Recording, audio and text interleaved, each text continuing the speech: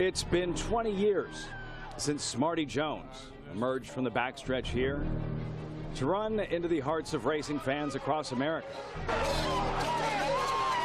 10 years since California Chrome came across the country to pack the track and give the Pennsylvania Derby national credibility. As Keystone Philadelphia Parks Racing celebrates its 50th anniversary, the memories come flooding back of legends like Spectacular Bid, one of the Hall of Fame horses to have won stakes here. The Great Bid dominating the 1978 Heritage Stakes in the final start of his 2-year-old campaign. 3 Catian winners, including My Juliet, stabled right here. The Wonderful Ashado and the Brilliant Songbird, all Hall of Famers. So many great chapters. We're about to add one more to the half-century-old book of this Pennsylvania Derby Day. The star of the show being a perfectly named filly, Torpedo Anna. Fierceness! Torpedo Anna in an absolutely dramatic conclusion! Who may be herself on the way to the Hall of Fame.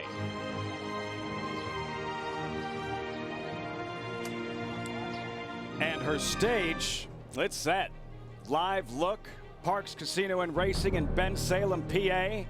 Picture perfect last day of summer in the Commonwealth. As for the crowd, they always turn up for Pennsylvania Derby Saturday.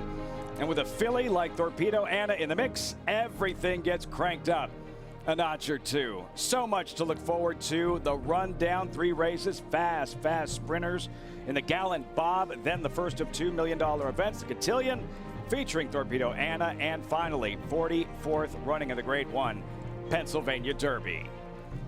Just outside the paddock, alongside the co-host of Let's Go Racing, Dick Girardi, I'm Lafitte Pinkai. Dick, is it me, or is it about 40 degrees warmer today than it was the last time we covered this event? Lafitte, I remember the last 5 minutes of the show last year, and you just said, "Please, can I please go back to Los Angeles?" Like now, yeah, we're plus 40. It's 80 degrees today and perfect after the nor'easter we've experienced last year. Guilty as charged. Yeah, pristine conditions for this Pennsylvania Derby Saturday. The stars are here. We'll have much more on Torpedo Anna throughout the broadcast, Dick, but the main event is the Pennsylvania Derby. Yes, it's a Grade 1. Yes, there's $1 million purse, but aside from that, what makes this such an important horse race? It's the final Grade 1 for 3-year-olds, straight 3-year-olds. Big prep for the Breeders' Cup for any 3-year-olds. And Lafitte, you just alluded to it in the open. 10 years ago, California Chrome came here. And when he came here, that made the Pennsylvania Derby. To have a great horse like that, another Hall of Fame horse. He didn't win, but he did run here. And that made the race. And I think it gave it the credibility it needed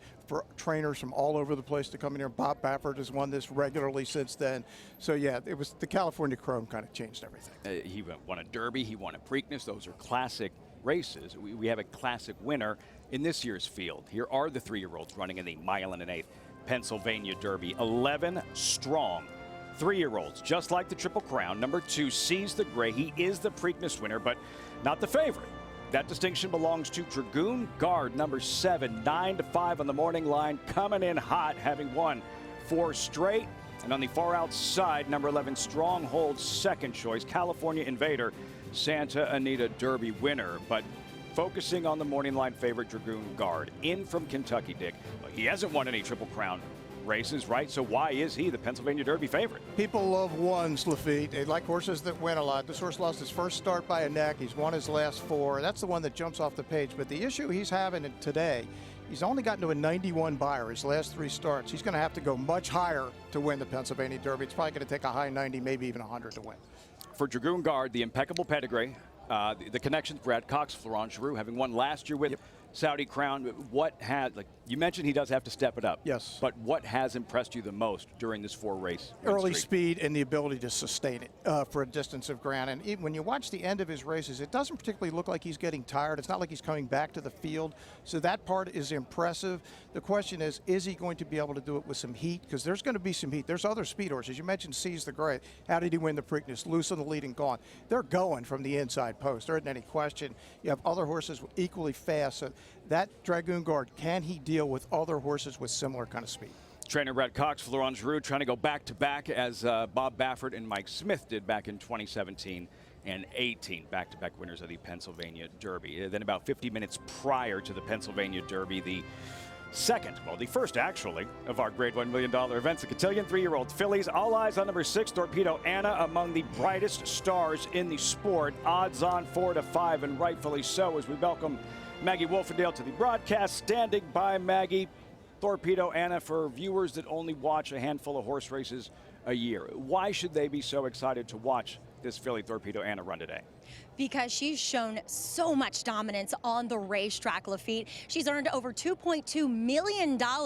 She's only a 3-year-old, and she's gone 6 for 8 in her lifetime. Now, last time out, she was defeated just ahead by, none other than the 2-year-old champion Fierceness against the boys in the Grade 1 Travers. Now she's back against her own sex in this cotillion. We'll see if she's able to flaunt her dominance yet again against these fillies. But it is a spectacular day here in Bensalem. So for more, we'll check in with Danny Gibson and Pat Maniac Malloy.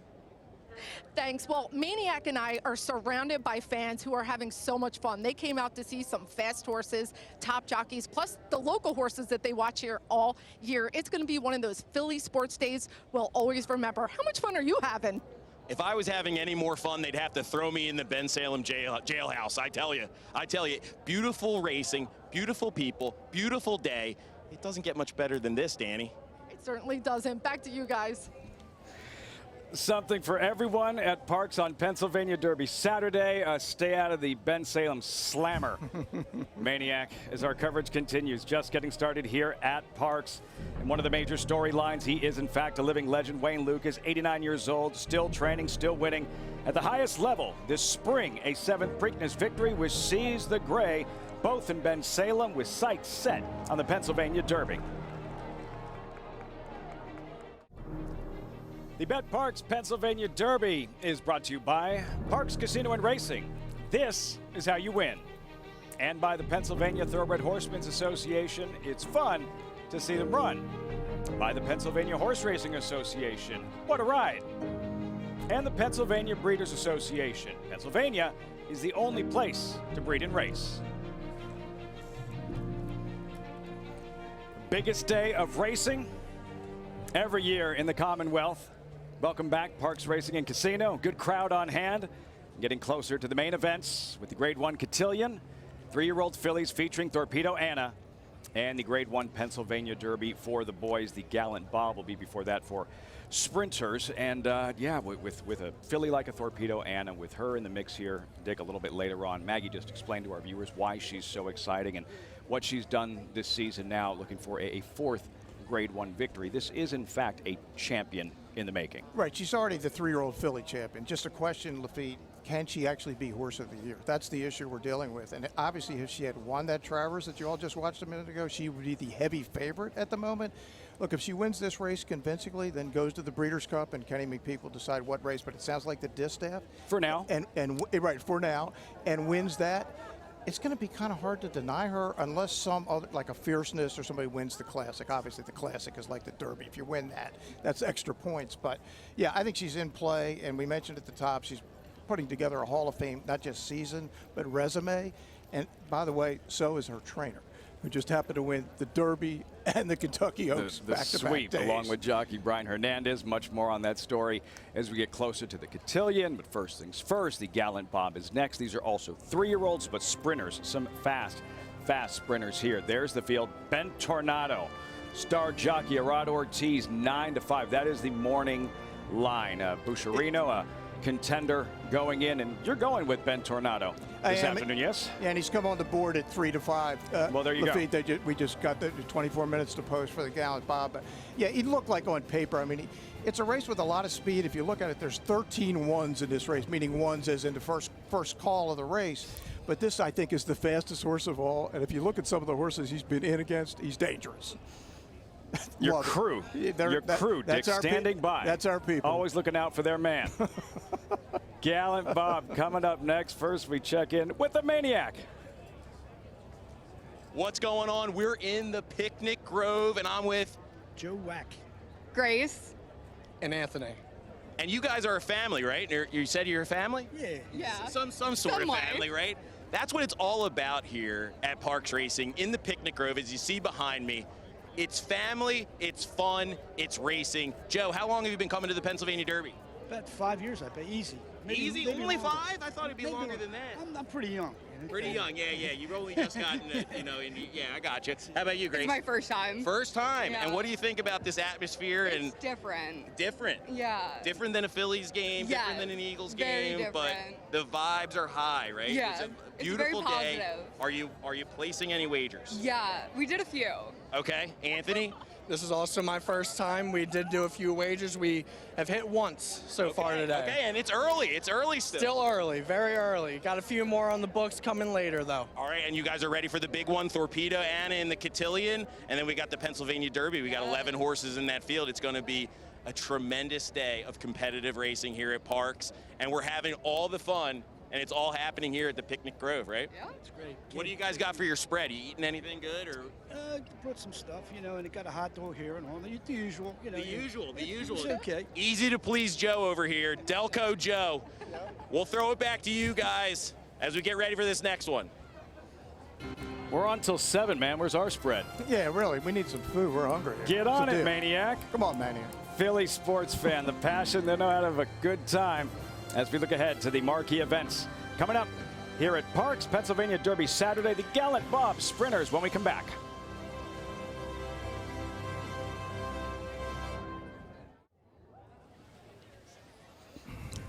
Welcome back. Parks Casino and Racing. How many people did you tell you like Ben Tornado, Dick? Everybody I know. Good God.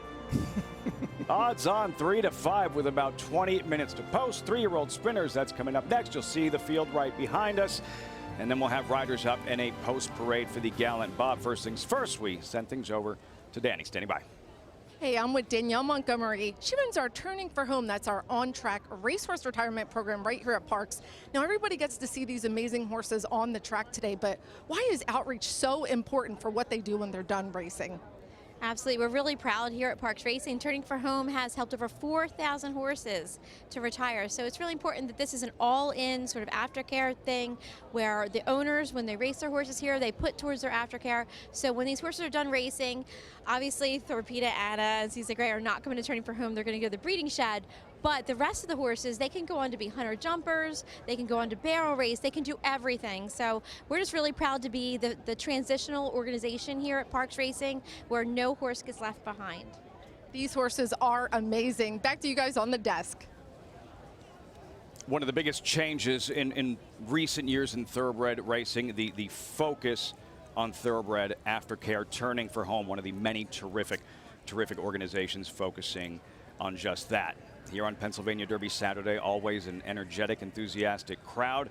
Biggest day of the year in racing in the Commonwealth. And with that, we turn things over to General Wilson, retired officer first class, with the singing of the national anthem. At the twilight last gleaming, whose broad stripes and bright stars through the perilous fight o'er the ramparts we watched were so gallantly streaming, and the rockets' red glare, the bombs bursting in air, gave proof through the night that our flag was still there. Oh, see, does that star-spangled banner yet wave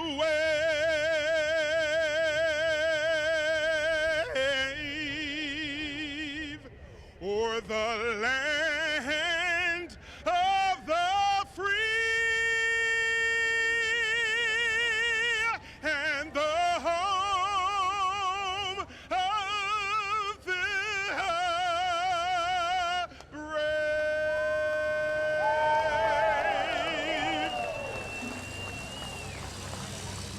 Very, very well done. Wow. Officer First Class General Wilson, our thanks for your service and that rendition of the national anthem. Fans here awaiting the next live race at Parks, the Gallant Bob, these 3-year-old sprinters, grade 2. You talk about designations of racing. It doesn't get any better than grade 1. Grade 2 is very solid. There's the field, updated odds. Awesome Ruta is out, 7 deep, and Benta Tornado, odds on 3 to 5. Lots to like. Star jockey Rod Ortiz in the saddle. If he's going to be successful from a tactic strategy standpoint, what does Arad need to do early on? He's going right to the front. From the one post, I don't think they have a lot of choice. And Arad, for the people that don't know, that are just tuning in, he already won the double here today. Leads the country in wins. He's won the Eclipse Award as the leading jockey in the country 5 of the last 6 years. So really good horse with one of the best jockeys in modern times. Arad Ortiz, Dick mentioned the 5 Eclipse Awards. When you hear Eclipse Award, that's like an MVP for jockeys. Yep. And multiple riding titles at Saratoga, one of the very best in the business, and riding the favorite in the upcoming Gallant Bob. We check in with Maggie. Yeah, horses just arriving here for this Gallant Bob Lafitte, and boy, is this a good-looking crew of 3-year-old sprinters. As we'll take a look at the favorite, the one that Dick likes, in Ben Tornado for trainer Jose D'Angelo. He is a ball of energy. He's everything you want in a horse that is likely to have some early speed. I think there are horses in here that are faster than him, but his job gets a little bit difficult because he doesn't want to get stuck down on the rail. While we've seen horses perform really well running up the rail throughout the day here at Parks, your trip gets a little tougher if you have a wall of horses in front of you, but really ticking all the boxes here physically. He is ready for action. Trainer Safi Joseph, coming off the back of a huge Saratoga meet, will send out 2 in here, including number 7, One Sharp Cookie. He'll bring his Gulfstream Park form for the first time outside of that racetrack here to Parks, and he is quick too.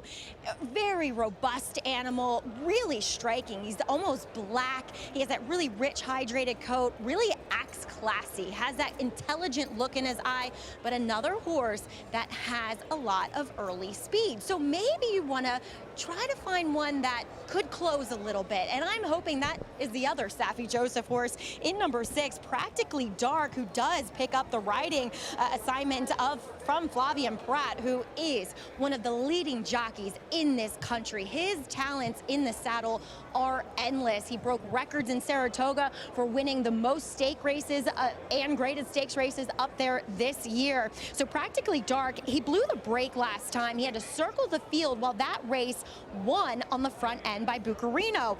It was the local prep for this Gallant Bob. Practically Dark is going to add a pair of blinkers today for Safi Joseph. He's a big, rangy horse, so he kind of gives the physical impression that maybe longer is better, but I think Connections want, with those blinkers on, him to be in a more prominent position, get out of the gate cleaner, and hopefully capitalize on what could be a hot pace, Lafitte.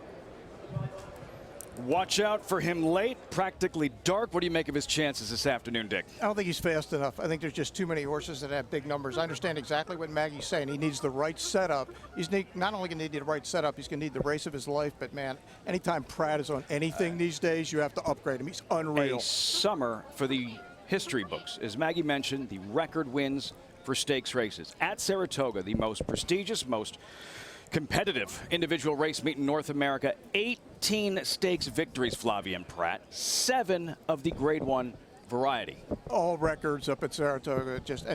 That's the toughest meet in the country to win any race, much less all of those races. And right now, for the Eclipse Award, we mentioned a minute ago, the MVP of jockeys, right now it's a kind of a dead heat between Prat and Irad Ortiz. I would make Prat a slight favorite at this moment to get his first Eclipse Award, but it's probably going to come down to the fall races and the Breeders' Cup at Del Mar. Incredible summer. You'll see him shortly at his very best in races that matter the most.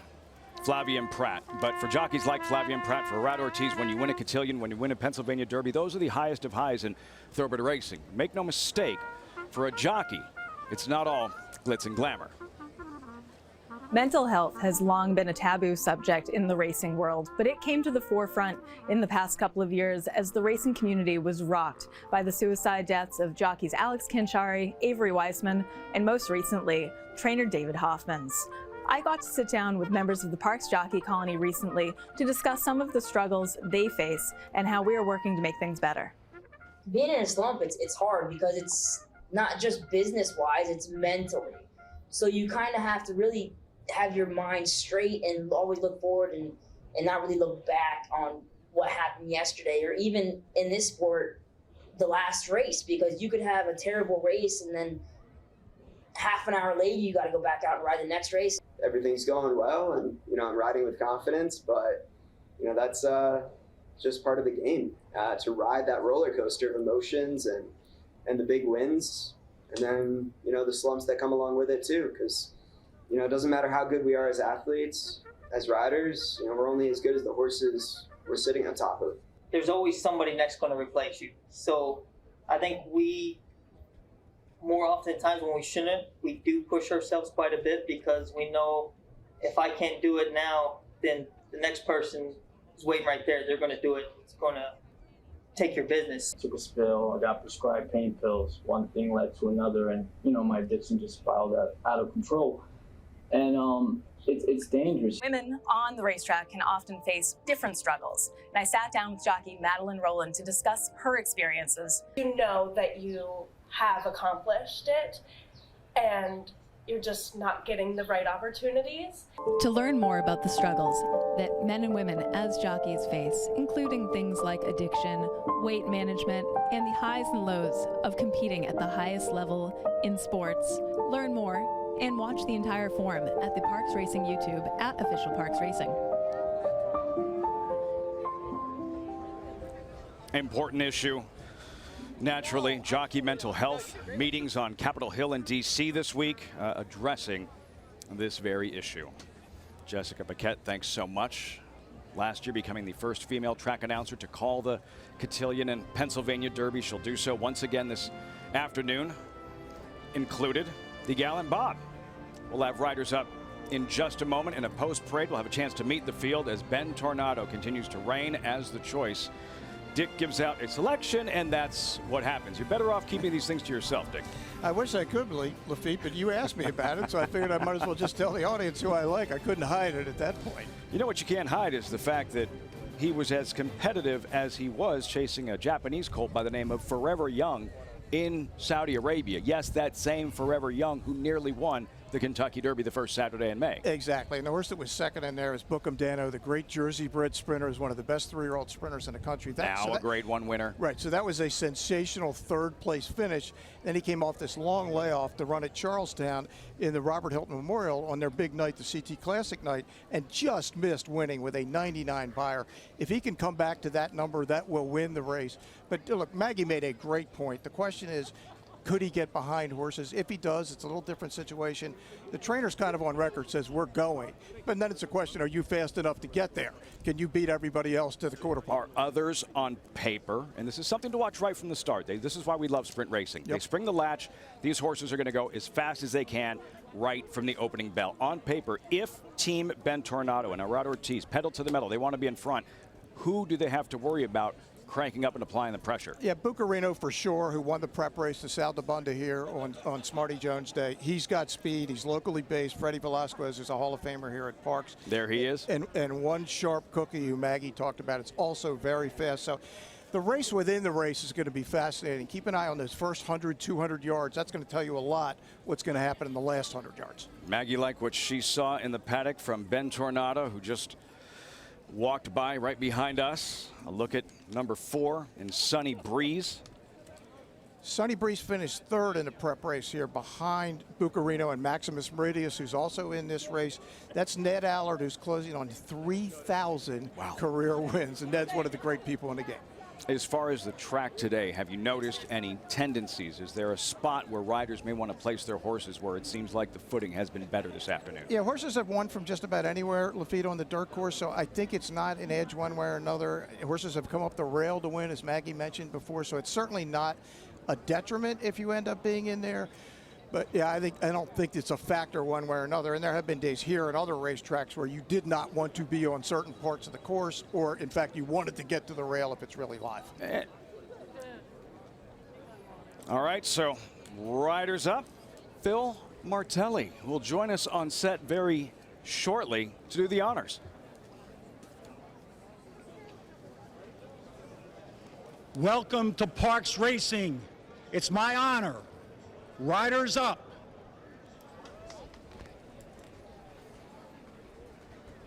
Concise, to the point, well done, effective. Riders will be in those saddles in just a moment. Phil has always been a great communicator, Lafitte. He knows how to do these things. Certainly knew what he was doing well, he's known what he's done his whole career, but in 2004, and head coach of the St. Joe's men's basketball team and campaigning them to the perfect regular season 27-0. Right, Phil's won more games at St. Joe's than any coach in their history, but yeah, 2003, 2004, they went 27-0 in the regular season. Jameer Nelson, the National Player of the Year. Jameer was actually with us a couple of years ago on set. Nice. He was up here as one of the racing ambassadors. It's great to have Phil, who just retired from coaching this past year after being an assistant coach at Michigan for a few years. Coach Martelli will be on set with us shortly. Let's meet the field for this Grade 2 Gallant Bob. 3-year-olds and the favorite, Ben Tornado Quick. He's been all over the world. Star jockey Rod Ortiz aboard. He has indeed, and again, I think he's going to show big-time speed, and he's been in against way better horses than this group. Awesome Ruta out, Bucarino in, as likes to mix it up early. He's fast. Yeah, Bucarino is, Freddie Velasquez has been here for 40 years, the trainer. He's won 1,219 races, and again, he won the prep race, and it's interesting, his sire was actually 5th in the Turf Monster back here several years ago. Number 4, Sunny Breeze, would be an upset, 18-1 currently. He will enter your picture, we promise. There he is. Yeah, and he finished 3rd in the prep, but he would have to have a career top number, and he's had some really big numbers. But the question with him is what happens when he doesn't get the lead? His best races are when he did. I don't know that he's going to be able to get it here, but man, this could be a wild charge to the first quarter mile. A theme throughout this race. Exciting. Beginning of the race is going to be exciting. Maximus Meridius and newly inducted Hall of Famer Joel Rosario. Yeah, it gelded 2 races ago and blinkers off this time. Butch Reed has thought all along this is a really talented horse. He's trying to find a way to get him to the winner's circle. Star jockey Flavian Pratt in those 18 stakes wins at Saratoga aboard Practically Dark. It's by Practically Dark, who's the sire of Ways and Means. You saw her win the test stakes this year, Lafitte. One Sharp Cookie, Triple Crown winning jockey Mike Smith. Yeah, Mike Smith, Money Mike Smith. It's always great to see Mike back at Parks. I mean, he's one that could say it in Pennsylvania Derby so many times we lost count. Always into mischief to the outside. Luan Machado, the jockey, will revisit a race he won earlier on the program. Yeah, he's the rider of Next, and he won by a few lengths again today in the Greenwood Cup. We'll show that in a bit. That's the field. Grade 2, Gallant Bob. Coming up next from Parks, we check in with Maggie. Here with trainer Safi Joseph Jr. And Safi, Parks, the scene of your first big win. Math Wizard winning the Pennsylvania Derby. What's it like to be back here today? I mean, it's always bring back great memories. That was our biggest win of our career up to then, and he kind of put us on the map, Math Wizard. Well, you're going to send out 2 here in this Gallant Bob. As you just said to me, One Sharp Cookie probably makes a little bit more sense, a little faster on figures, but Practically Dark could get the pace scenario. Where are you hoping One Sharp Cookie is in the early running of this race? I mean, ideally 1 and 4. There's a lot of speed, so we kind of left it to Mike. He doesn't need to lead. He could sit 2nd and 3rd if he needs to be, but you don't want him too far back because that's not his style. He needs to be forward, and kind of Mike will make decisions race flow wise. He's a Hall of Famer. You kind of leave it up to him. Yeah, most definitely. He knows a lot more than me. You will also send out 1 in the Grade 1 Catian. Mystic Lake. I know Torpedo Anna's in there, but Mystic Lake could be the fastest. And we've seen horses in this race historically do well on the front end. What do you think of her chances? Yeah, I mean, the distance is a big question mark. We're trying to, hey, we're being sportsmanlike. The owner wants to give it a go, and we couldn't say no after Charlestown. It kind of made sense. Last 3-year-old race against fillies going long, so Torpedo as a champion. I mean, we could even stay the distance, and we may not be good enough. So we're here to give it a try. We'll be happy to pick up a place in, and if we win, we'll complain about that for sure. Absolutely. Well, wishing you the best of luck with all your runners here today. Thank you very much. All right, Safi Joseph has a big shot here in this Gallant Bob, and could it be upset later on the Cotillion? Lafitte? Trying to upset the likes of Torpedo Anna. For Torpedo Anna, it's nearly been the perfect season, her 1 defeat in the Travers to a Champion in Fierceness. This gentleman, Coach Martelli, knows all about a perfect regular season, having campaigned St. Joe's to that 27-0 record back in 2003, 2004. Coach, thanks so much for taking the time. Welcome to Parks. This is really special. I am so honored to have had so many experiences. This goes in the book as one of these experiences. When's the last time you were at a racetrack, if ever? I can't remember. I know I was at once, for sure, but I can't remember that actual event. Not like this. This is really been very, very exciting. Phil, you had a reunion of your team just about a year ago, 20 years after, and to see all the players back. What was that night like, and what is it like thinking about all the memories of 2003-04? Well, that's the whole deal is, you know, obviously when I left, it wasn't my choice to leave, but as the years have gone by, I realized I took my memories and I took my relationships. And that night was full of memories and relationships, and to have the opportunity for those young guys to know in their greatest moments now they can reach out, and times when they're just kind of wandering and wondering what to do next, they know that I'm there for them. It gives me chills right now to even think about the having had the opportunity 20-some years ago to coach them, but also to stay connected with them over these 20 years. As the wins start piling up, right, and you're 10-0 and then 20-0, just coaching in sports, there's always a lot of pressure, especially when you're expected to win. When the undefeated season continued, can you describe what that pressure was like looking ahead to each ball game? Really, it didn't exist. It didn't exist for me because I felt like I got into a bubble. And if you had said to me, is today Tuesday or Wednesday, or I didn't know what day of the week it was, but I wanted to maintain my schedule. So if somebody thought that I could come out and help Coaches versus Cancer, I still went to all those things. I didn't isolate myself. The only thing that we changed was at the end of practice, we sent the players off the court because, as Dick well knows, we ran open practices. So there could be 300 or 400 people watching a practice. Many of them autograph collectors or dealers or whatever they call themselves, and we would just say to the players, go ahead. And to be honest with you, and I've had this conversation with Dick, one of the things in my brain that I've always prayed for would be that the players understood how special that was and that they enjoyed every single moment. There was not one day where I would say, man, I really regret. I wish we were just like an average. No. To be in Philadelphia and to be the toast of the town in Philadelphia, that was right up my alley. See, I'm ready to run through a brick wall for him. Yeah, unquestionably, Phil, I was at your last game as a coach. It was in March in Minneapolis in the Big Ten tournament. We're going to go to a race, but you know, they're loading the race, I'm just told, so we have to go to a horse race. But all the best in your coaching retirement, but I know you're going to stay busy. No, I'll be around. Yes, you will. Great having you on set, Coach. Thanks so much. As we turn things over to Jessica Paquette, it is post time for the Grade 2 Gallant Bob. Final check of the tote board while you look at Practical Dark. The favorite, Ben Tornado, odds on 4-5. Sunny Breeze is next.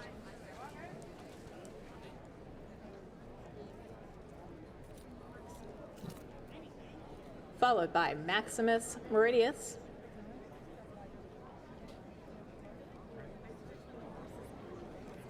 Practically Dark, next one in.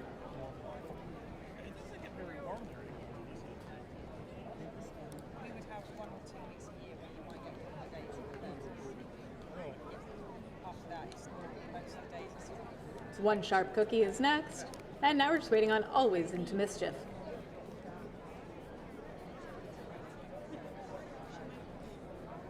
And now they're all in.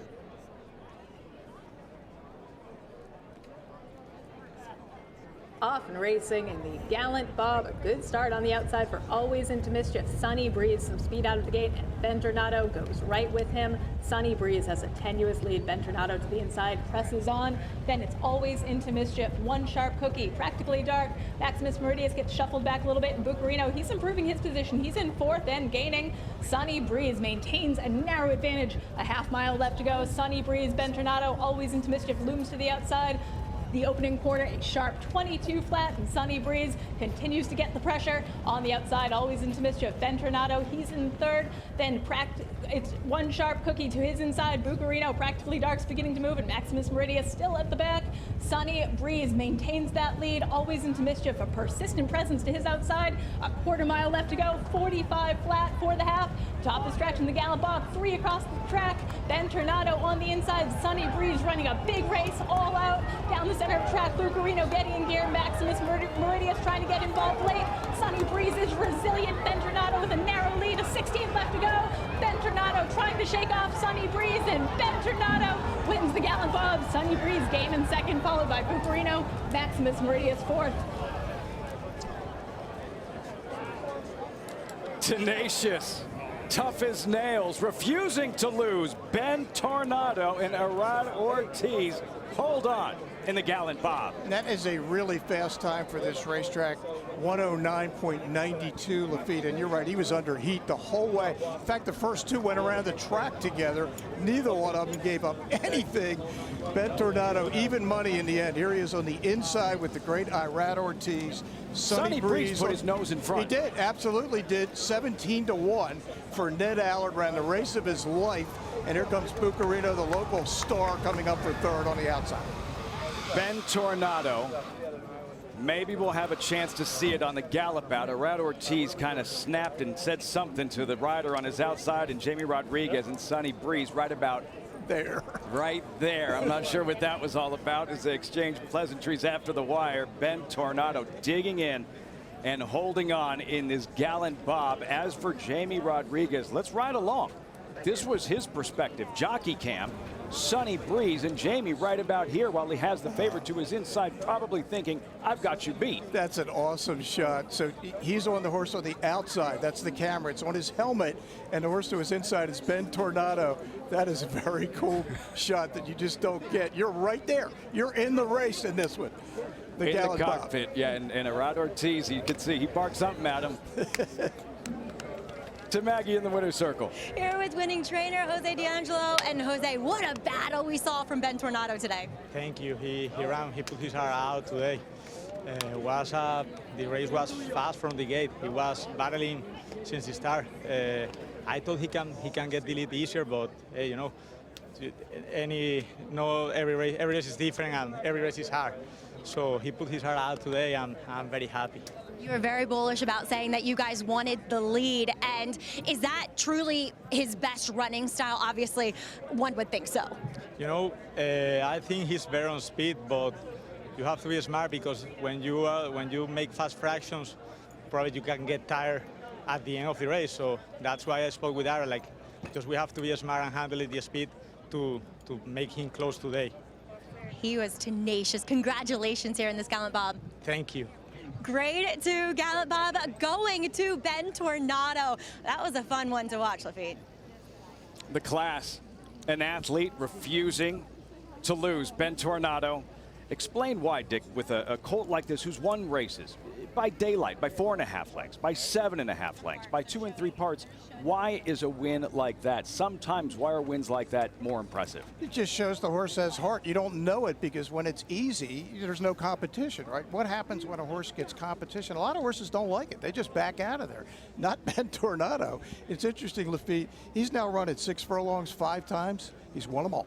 The race is not at 6 furlongs. He hasn't won yet. Put this horse at 6 furlongs. I think the trainer has figured it out. Guess what? Breeders' Cup Sprint. You know what? 6 furlongs, yeah. 3/4 of a mile. Is that on the agenda? Why not? It's not we'll find out. It's not that great a year for sprinters. Not for older sprinters. No. Ben Tornado. It seems like the class is among the 3-year-old sprinters. Arad Ortiz, the 5-time Eclipse Award winner, the Saratoga champion jockey, goes to work. Ben Tornado responds, digs in, turns back Sunny Breeze, and takes down the grade 2 Gallant Bob.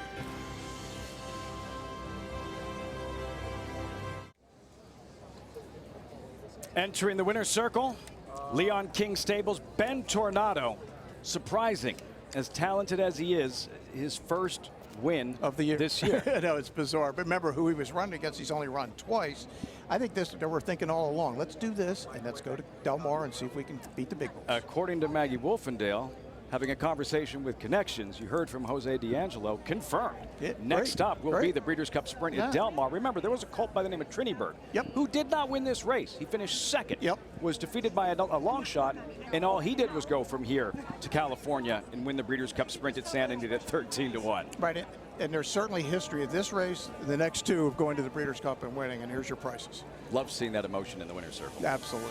And that much more pride in the colt, because it's not like he was just miles the best. I thought he was beat at the top of the stretch, and Ben Tornado said absolutely not. Yeah, no, he just wanted to win. And Sunny Breeze, when that Allard just came by, we congratulated him on a great job he did with his horse. He did everything but win it. Ben Tornado in the Gallant Bob. We turn the page. First of two Grade 1 $1 million events. The Catian, 3-year-old fillies. That is the morning line.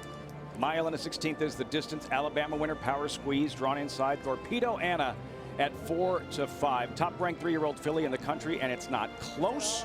What price do you think she'll be at post time? And I guess the more important question, bigger picture, this particular start for Torpedo Anna, exiting that near miss in the Travers, where she was nearly the first filly to win the Travers in 109 years. So what does this race mean back amongst her own gender today? She needs to win. She needs to win big, like she's done all year, just to prove she's still the same as she was before. Did that race take something out of her where she comes back to the group that she's been crushing all year long? And to answer your question, Lafitte, about what price she's going to be, she's 1-9 at the moment on the opening board. Not a surprise that she would take this kind of action because she has that kind of record. And her last race, the only one she lost all year, was actually her best race. She was tremendous. Your friend's here. Hi there. How are you? Nice to see you. Not Torpedo Anna, just the pony. Just the pony. But you'll see Torpedo Anna, and we're He going to wanted send to get things some over TV time. to the Maniac. All right, here, who am I with? Jeff. Jeff, where are you from? Landisville, New Jersey. Landisville, New Jersey, Yep, all the way yep. to Ben Salem. Yep. You're here for the big races today, right? Absolutely. Well, we got the Catian coming up. Okay. Who are you placing a wager on? Ooh, you know, I got a friend who I'm here with. He's got all the info. I think he said number 3. I don't really know if that is or isn't it, but you know what? I'm going to trust him. I'm going to trust my gut. I'm here for a good time, you know, and just... He's here for a good time, not a long time. Exactly. And it is unbelievable here. Can you describe to the viewers at home what's the atmosphere like here at Pennsylvania Derby? This is my first time here, and I did not expect it to be like this. I almost feel like I'm at a tailgate. You know, I've been walking around. At first, we were at the casino. I'm like, this can't be it. So we found our way over here. I'm like, okay, this is it. Yeah. All the people here. It's exciting. You know, we were over here for a little while where there's just like, you know, people mainly watching the race, but then you walk down a little bit and you got a lot more people partying. There's where all the fun and activities are. The horse rides, the pony rides. Yeah, absolutely. Now, you get your information, you said, from your friend when it comes to picking horses. He's got a friend of a friend. Okay, a friend of a friend. We all have got a friend of a friend. But when it comes to you, like, how do you handicap a horse race? I'll tell you what. Again, this is my first time being here. This is my first time being at a track. So I will say, I think it was the second race. I'm watching over there, right, where they're just walking the horses around. I see the one horse, he's number 3. He looks angry. He looks mad that whoever he's with is walking him around. I said, he's going to run angry. He's going to do well. And then I think he ended up placing second. So there you go. There you have it. A new betting strategy. We've unveiled it here. Unveiled it. Bet on the mean ones. Bet the mean horses. They're usually the fast ones. Take it away, guys. Might stick with a friend of a friend. The old angry horseplay here at Parks Casino and Racing as we get set for the Grade 1 Catian. And no surprise there, Torpedo Anna 1-9. The fillies entering the paddock. We'll check in with our reporters. We'll have riders up and a post parade. The star of this show, Torpedo Anna, looking to rack up a 4th Grade 1 victory this season. No fierceness to tangle with today. Anna, strictly the one to beat in the Grade 1 Catian. We'll be right back.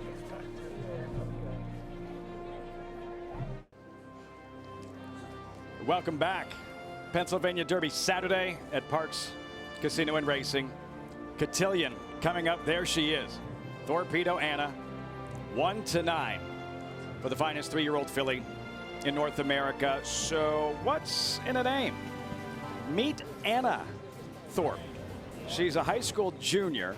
Torpedo Anna is named after. She's a swimmer and a fast one, nicknamed the Torpedo. Anna Thorpe, Torpedo Anna, both athletes and both do a lot of winning. Torpedo Anna is the queen of thoroughbred racing. After winning the Grade 2 Fantasy Stakes, trainer Kenny McPeak had another way to describe his 3-year-old filly. And she is a dominant winner of the Fantasy. They better bring a bear because I'm bringing a grizzly. I mean, she's serious. I wouldn't be scared to run her against colts. I mean, she's that good. It was on to the Kentucky Oaks, and all eyes were on this talented filly as the grizzly was on the move. Torpedo Anna still going strong at the 16th pole. Oh, she's got 20 left. And Brian Hernandez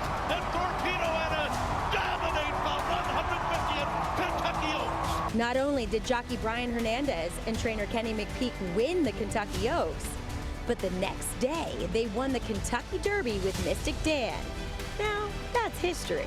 To be able to say, hey, you won the Kentucky Derby and the Kentucky Oaks in the same weekend, and for it to be the 150th running of it, it's definitely history making, and it's definitely undescribable, but we're just enjoying it all. Up next, the Acorn Stakes and more domination. Torpedo Anna, she is simply brilliant, putting them away in the DK Horse Acorn. Another stellar performance. This filly is no doubt one of the best to come around in years. And this next race, the Coaching Club American Oaks, will show us why. And they're off in the Coaching Club American Oaks, and Torpedo Anna hopped in the air. It's all Torpedo Anna.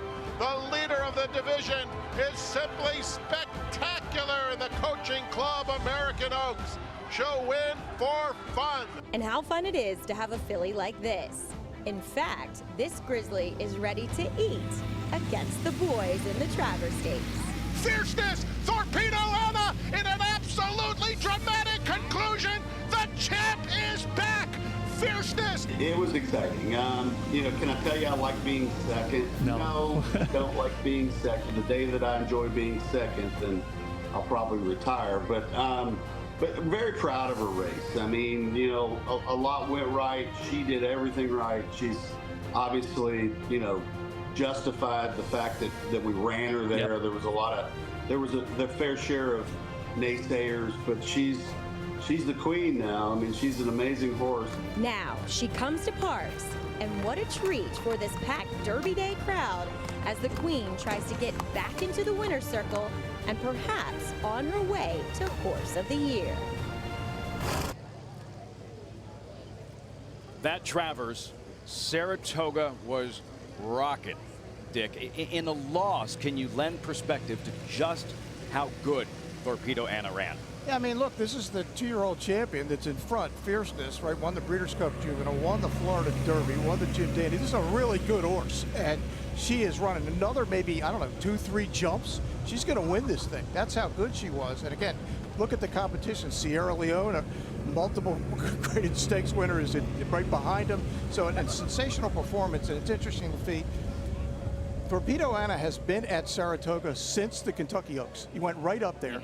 Yesterday was the first day she left Saratoga. She came right here to Park. You just saw her getting off the van yesterday afternoon. The Grizzly Bear. Over to Maggie with Jeff Maddie, Executive Director of the Pennsylvania Thoroughbred Horsemen's Association. And Jeff and I, we got up close and personal just now with Torpedo Anna. Jeff, how imperative and important and special is it to have her for this Grade 1 cotillion at Parks? Maggie, I think it speaks for the whole track, the whole horsemen's group. Arguably, she's one of the most talented fillies, talented horses in the country, probably the most popular. So to come here at Parks, it's a year worth of effort for the horsemen, for the racetrack. This is our biggest day. We take so much pride in it, and to have a filly of her caliber, Kenny, the connections, the entire field, we just couldn't be more excited. How'd you think she looked? Fantastic. I mean, I can't wait. Hope she runs as well as she looks. That'd be fantastic. And this is such a special day for this racetrack. Can you speak to how important it is? Racing in Pennsylvania is huge. We have a great breeding program, so to see it all come together with all the stakes that we have with a 14-race card, like I said, it's just a huge testament to not only racing here at Parks, but racing in the Commonwealth of Pennsylvania, and we could not be more proud of it. Jeff, job well done, and thank you for joining us here. Thank you, Maggie. As we get over to Danny, and speaking of Pennsylvania breds, Danny, there was one about 20 years ago that made a lasting impact on this racetrack and the entire industry. Oh, he certainly did. Smarty Jones. The name itself takes us back to that exhilarating time in horse racing. He lives on in our hearts, and he continues to bring new fans to the sport. Check out this sneak peek of the new Smarty Jones documentary.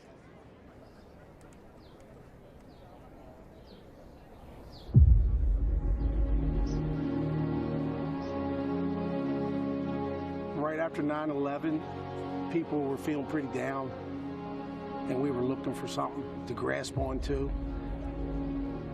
You want to feel part of something, and you felt like you were part of the story.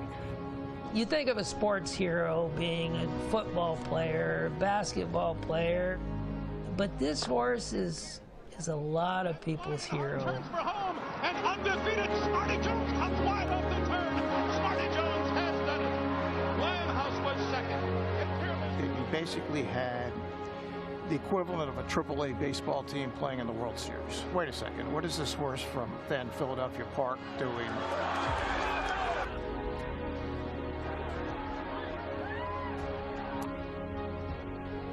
Smarty! Smarty! We love you, Smarty!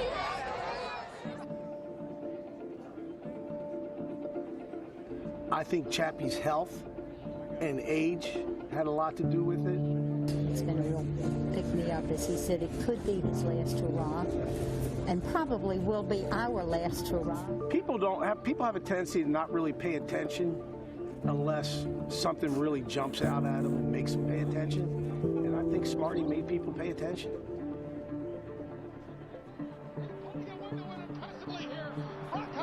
Second on the inside. He's going to win by a colossal margin. Smarty Jones. He wins the Preakness by a dozen lengths. He remains undefeated, and it's on to Belmont. I've been riding 20 years, and I've never had a horse like this. This is, you dream about having a chance to win the Triple Crown.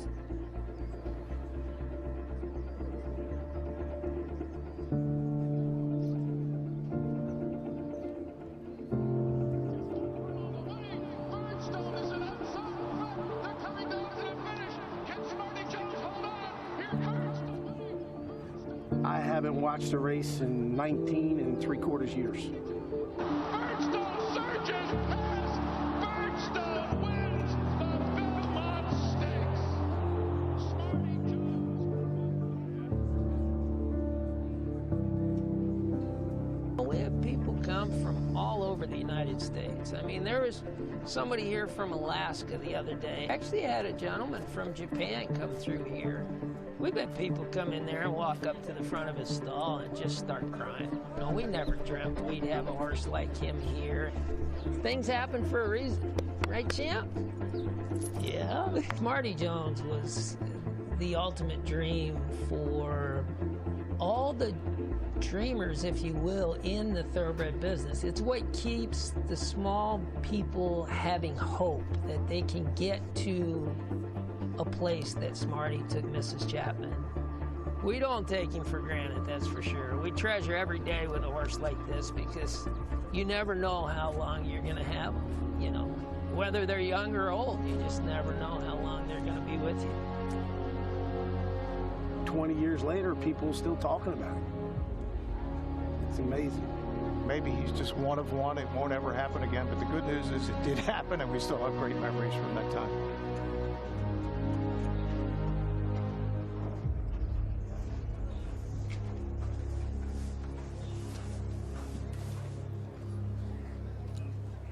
Last night, Dick, we watched the entire documentary, all of us, in the beer garden here in the casino just behind us. Smarty Jones 20 years later, and it seemed to trigger some emotion in the room. No question, especially at the end when Pat Chapman, the owner we just saw here a minute ago, was just, the emotion in her and how much she loved her horse and loves her horse to this day. And John Service, they were the stars back then.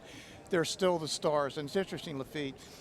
Then Governor Rendell told me later on, and he was in one of those photos. He was at the Preakness, and Tommy Tomlinson, the longtime state senator right here in the district, said, without Smarty Jones, no way this slots bill ever gets passed. No way this casino's across the way. They've been trying for years to get it across the finish line. All of a sudden, these legislators say, wait a second, who is this horse? This is cool. John Service went after the legislature. He was like a hero. Voila. Bill signed in the winner's circle in July of 2004, and that's why we're here today. And maybe we're not sitting here No question. today otherwise. Wish I had a better segue, but I don't. Here's the Maniac. What's going on, guys? Maniac Malloy here. I'm with Ashley Eisenbiel. Ashley, beautiful, beautiful day. You're looking stunning. The weather is stunning. Tell us all about the Pennsylvania Horse Racing Association and what does this day mean? Well, it's the biggest day of racing in Pennsylvania. It means a lot to us. So Penn Horse Racing is an association that promotes horse racing in Pennsylvania. Check us out on www.pennhorseracing.com. You can get free PPs there. Also, we have a lot of information for newcomers, just learning about the sport, wanting to get into it, dabbling. So a lot of learn the ropes information. So go check it out, pennhorseracing.com. Also can find us on social, Facebook, Twitter, all the platforms at Penn Horse Racing. Fantastic, fantastic. And you know, we also did a podcast this week. We got to plug that. Yes, we have a podcast. It's called Hot to Trot with me and Donnell, and it is a lot of fun. We put a lot of people in the hot seat. We put you in the hot seat. You had to do some handicapping with me. Absolutely. You had some good picks. You I did. some winners today. Absolutely. Yes, so come check out Hot to Trot. You can find that on Apple Podcasts, Spotify, YouTube Podcasts, and yeah, it's been a lot of fun. We have a lot of fun on Hot to Trot. We like to ask people some fun questions. It is a good time. It is a good time. We're having a great time here. It's all happening in Bensalem. Throw it back to you guys. Of course he's picking winners. He's just looking for the angry horse. That's all it takes, as we learned earlier today. Double A, the angry animal. Over. We check it with Danny. Hey, very pleased to be joined by Brian Safrantello from the Pennsylvania Horse Breeders Association. What a time it is for Pennsylvania breds. Tell us about the program and just how important it is to the Commonwealth of Pennsylvania. It's unbelievable. Just to let you know, what a day today. I mean, we have thousands of people on the apron. It's been fantastic. But the PA Bred program is really moving. We had 4 $100,000 stakes today that we ran. We kicked off our PA Sired PA Bred program. We'll continue that in December. And, you know, we probably have one of the best breeding programs in the country. The past 10 years, we paid out over $28 million annually to PA Breds for breeder awards, restricted races, and owner bonuses. So it's just a fantastic feeling. It's great. Well, it certainly does own a horse in Pennsylvania. Hopefully we'll see a PA bred win the PA Derby. What do you think, guys? Just might. Uncle Heavy? Just might. Uncle Heavy, as he said, does his best work from off the pace. The Pennsylvania Derby, the highlight every season here at Parks, with the main event still on the horizon with the Catian 3-year-old fillies. There is Torpedo Anna 1-9 with about 22 minutes to post until the Catian. Plus, he finished well behind Fierceness in Torpedo Anna in the Travers, but with an excuse or two, unmatched wisdom, Penn Derby contender. How will he respond to the first defeat of his young career? We'll find out on the Pennsylvania Derby. On this final day of summer, welcome back. Parks Casino and Racing, moments away from the first of 2 Grade 1 $1 million events. Updated odds for the Catian 3-year-old fillies, mile and a 16th. All eyes on post 6, Torpedo Anna 1-9. There's Power Squeeze. This is how good Torpedo Anna is, Dick. A filly who is 5 for 7 this year. A Grade 1 Alabama winning filly, most prestigious race for 3-year-old fillies at Saratoga. That's Power Squeeze. You look at the board, she's 17-1. And in those other 2 races, she had the misfortune of running into Torpedo Anna, and she was beating a combined 22 lengths. And here she is winning the Alabama in a thriller, Lafitte. Her tenacity, look, if it's not Torpedo Anna, she's perfect, right? Exactly. The pace was set for Power Squeeze. She does her best running late. The faster the pace early, the more effective she is late. How does this race shape up for her on paper? Not really that well. It wasn't like the race at Saratoga. There's really only one speed horse in the race, which we're going to get to in a second, the 8 horse. But yeah, she's solid, really good. The problem is who she's up against. That was Javier Castellano in the saddle for the Alabama. He busted up his hand in a spill at Saratoga. He's on the mend. He'll be back before long. So Arad Ortiz takes over today, seeking a 4th win and a 2nd graded stakes victory, just having won the Gallant Bob with Ben Tornado. That's Power Squeeze. The bookends towards the outside. Number 8, the very quick Mystic Lake. What is her approach and strategy figure to be? There's no strategy, Lafitte. She's going right to the front. There isn't any question. That's her only chance to win. The question, and we just had Saffie Joseph on a few minutes ago with Maggie. The question is, can she actually go this far? Well, she just went 2 turns at Charlestown. Different track, obviously, but it's a bull ring kind of a track. It's not a mile track like this, but She got a 95 buyer. That's kind of the numbers Torpedo Anna has been running all year, except at the Travers when she went off the charts. And any horse with early speed is automatically dangerous in any race, anytime. I think she's the only horse in this race that has any chance to beat Torpedo Anna. Am I predicting it? No. But if she wins, I will not be shocked. And right now you get 13-1 to try to beat the 1-9 shot. Hall of Fame jockey Mike Smith will have the pedal to the metal with Mystic Lake. To Maggie in the paddock. Yeah, we have some cheers here from the paddock. It might be Mike Smith. It also might be Torpedo Anna that they're cheering for. And what makes a great equine athlete is not only their physical prowess, but also their intelligence and how they interpret their jobs. And what I can say about Torpedo Anna is that she knows when it's game time, because I actually had the really privileged opportunity to spend some time with her in the mornings at Saratoga in her stall, feeding her Karens. I had my 2 children in there with her, and she was as gentle and calm as can be. But when you put a bridle on her, she knows what time it is, and she is her typical self. A lot of people have come up to me here standing by the paddock saying, ooh, she looks a little hot. And I just say, that's how she always is. So she is your typical Torpedo Anna. And the thing I love is that her weight looks good, considering that she has had a pretty thorough 3-year-old campaign, starting with that fantasy going back to March, and really hasn't missed a beat. So much the same Torpedo Anna here in the paddock. We'll see if she shows it out on the racetrack, as we'll check in with the horse that Dick and Lafitte were just talking about, number 8, Mystic Lake. Can she stretch it out? Physically, she doesn't say, she doesn't give me that feeling of, oh, wow, she's been dying to go long her entire career. No, she's built more like a sprinter. Yes, it's promising that she was able to win around 2 turns at Charlestown, but we're dealing with a completely different animal here at Parks with this configuration of the racetrack. And looking at her, while she looks tremendous, Safi Joseph's horses do tend to look that way. She's really built downhill, really short and stout. That doesn't make me think that a mile and a 16th is in her wheelhouse. Now, the 1 power squeeze, I think, is arguably the biggest threat given credentials to Torpedo Anna as she comes off the back of that Alabama win. But as Dick said, she's not likely to get the same pace scenario. I'll say this, though, about power squeeze. I liked her on paper last time, but I didn't love the way that she warmed up or appeared prior to that race.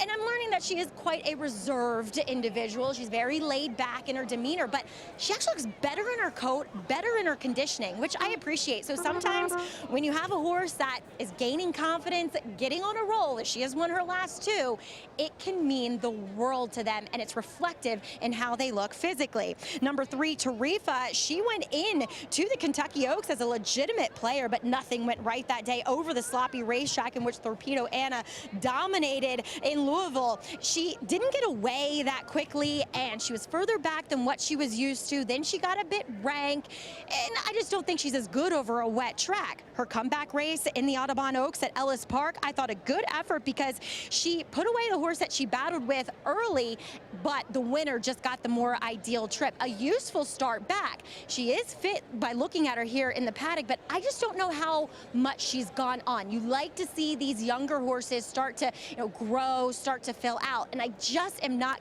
gathering that from her here in the paddock today, Lafitte.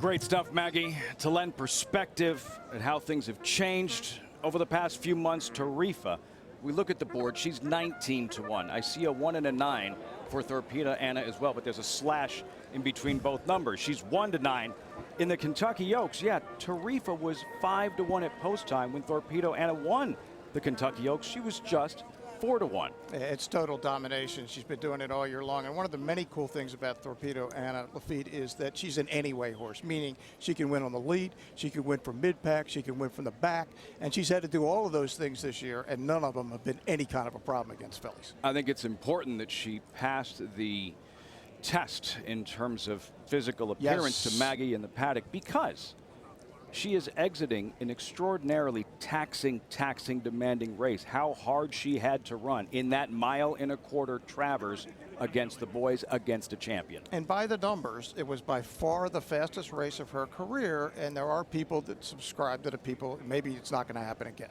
We shall see. Team Torpedo Anna. Screen left, Kenny McPeak. finally getting his first Kentucky Derby with Mystic Dan. The day before, the Oaks with Torpedo Anna, becoming, I believe, just the 4th trainer to ever pull off the sweep. For Brian Hernandez, just the 8th jockey in history to sweep the Oaks and Derby. It doesn't get much better, those 24 hours than a sweep the first weekend in May at Churchill Downs. To Charlie Manuel for Riders Up.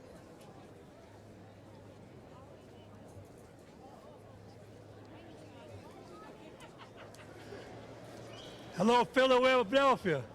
Riders up.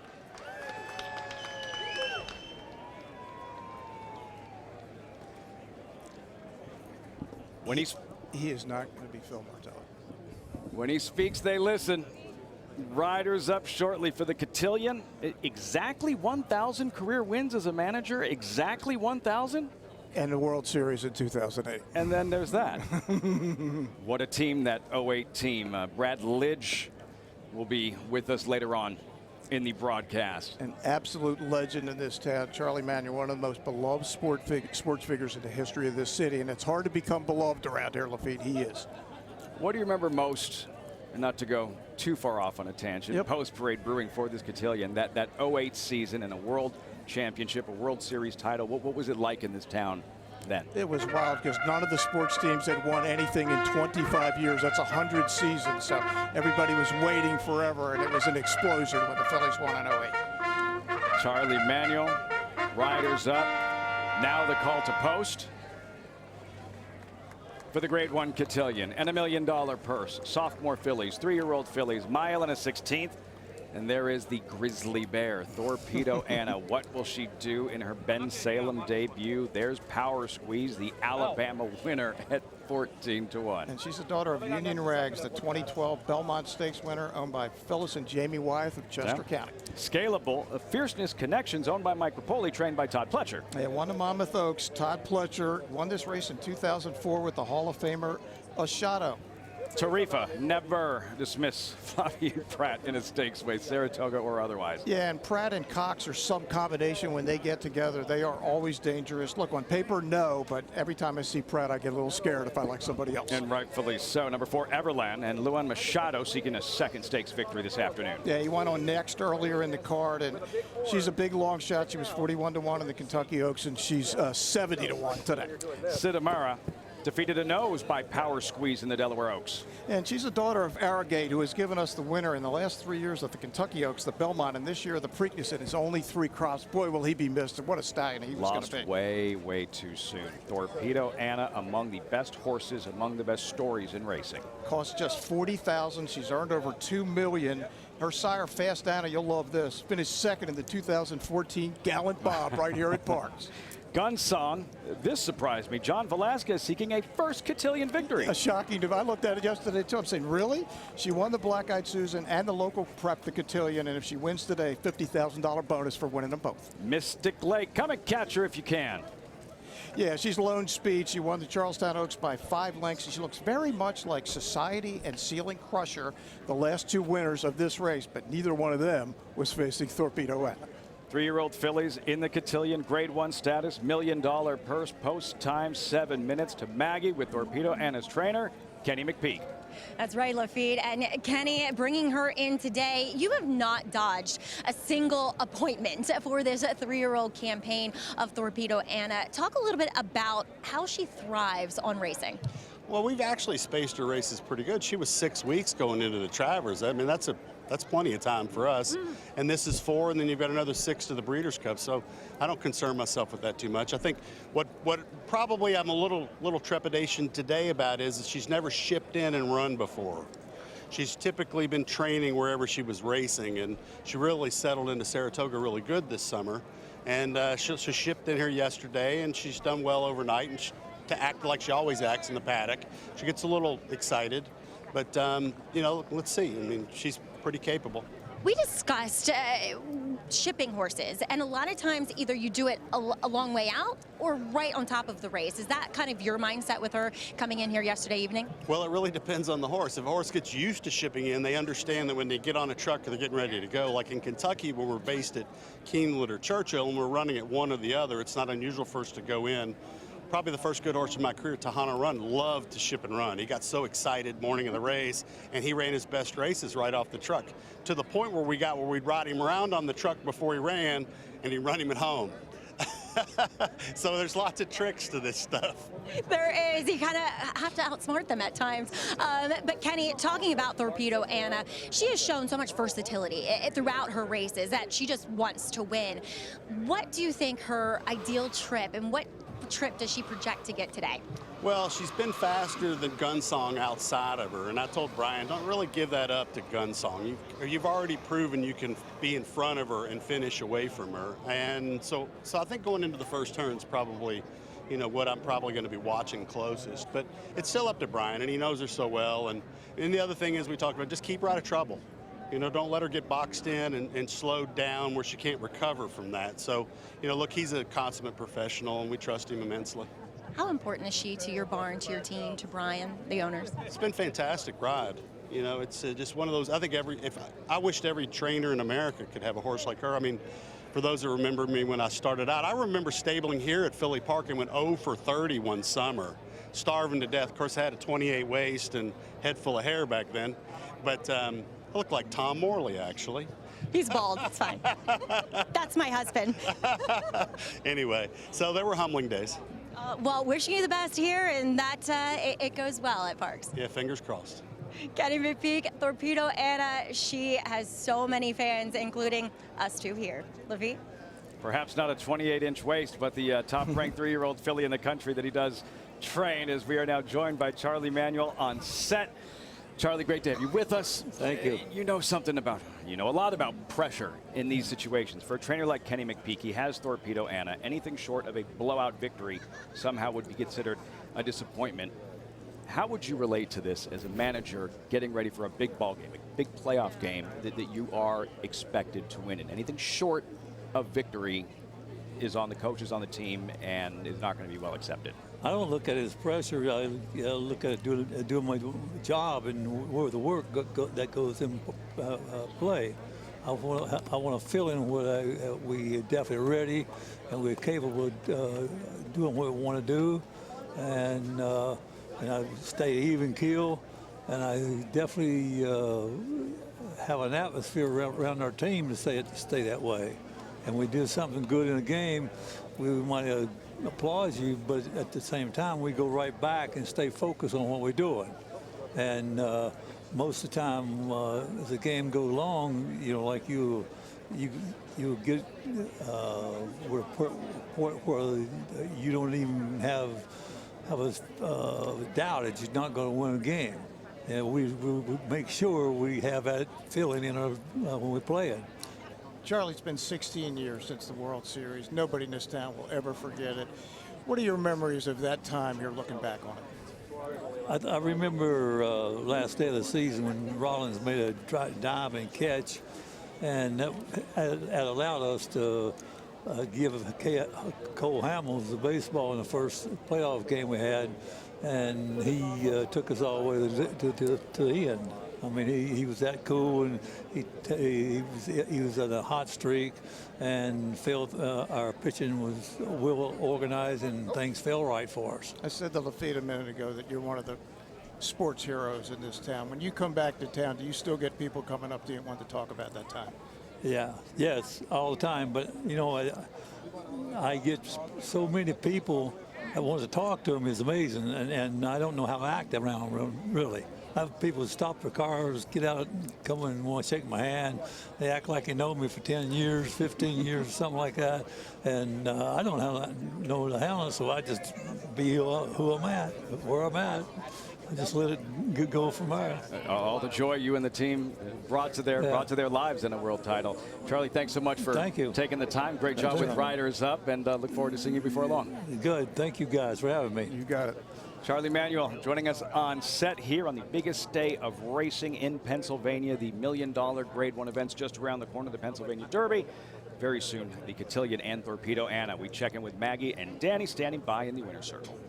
Yeah, Danny, you got the opportunity to watch several of these horses warm up as they are behind the gate. Now, let's talk about your heavy favorite and likely champion. That's Torpedo Anna. What did you see from her in the warm-up? Yeah, I mean, Brian has his feet out of the irons, just keeping her very relaxed. Obviously, she doesn't need a big warm-up. But I kept my eye on the number 8, Mystic Lake, because that will be Mike Smith's best tactic to take it to them early. She certainly has the speed. We've seen this work before with Society and Ceiling Crusher, but can she get the distance? I didn't see it with her physically, but as you said, it's not like Mike gave her that big of a warm-up either. So are they just reserving energy, or are they really going to go? What do you think? I think that they're going to go. I think that's the only way, and I think we'll see Mike looking to the inside to see what's going on inside of him. Yeah, Kenny McPeak actually saying that Gun Song, he was a little concerned about that one being quick as she won on the front end here in her prep, but we'll see who, asserts themselves early. I think we'll see Mystic Lake and Torpedo Anna probably right at her flank. Oh yeah, and Irod's going to be aggressive with Power Squeeze going from the inside. Yep. Let's take it back to Lafitte. Danny, Maggie, thanks so much. At the gate for the Catian, 1-9, Torpedo Anna.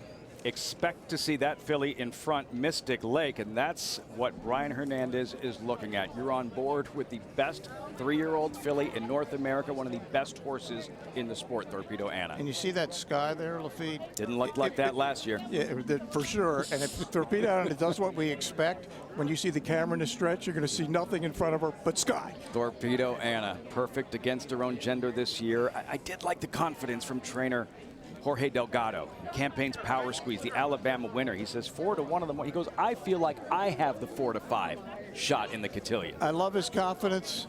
Did he remember the 2 races that his filly ran against Torpedo Anna? She's due. Maybe she's due. Hey, good for him. Power Squeeze, Alabama winner in the gate. Scalable in those White Barrio colors. Breeders' Cup Classic winner steps forward with Paco Lopez. The Grizzly Bear, the top-ranked 3-year-old filly in the nation. Torpedo Anna is in the gate. 1-9, post time for the Grade 1 $1 million Catian. Jessica Paquette standing by. And now we're just waiting on Mystic Lake. And now they're all in.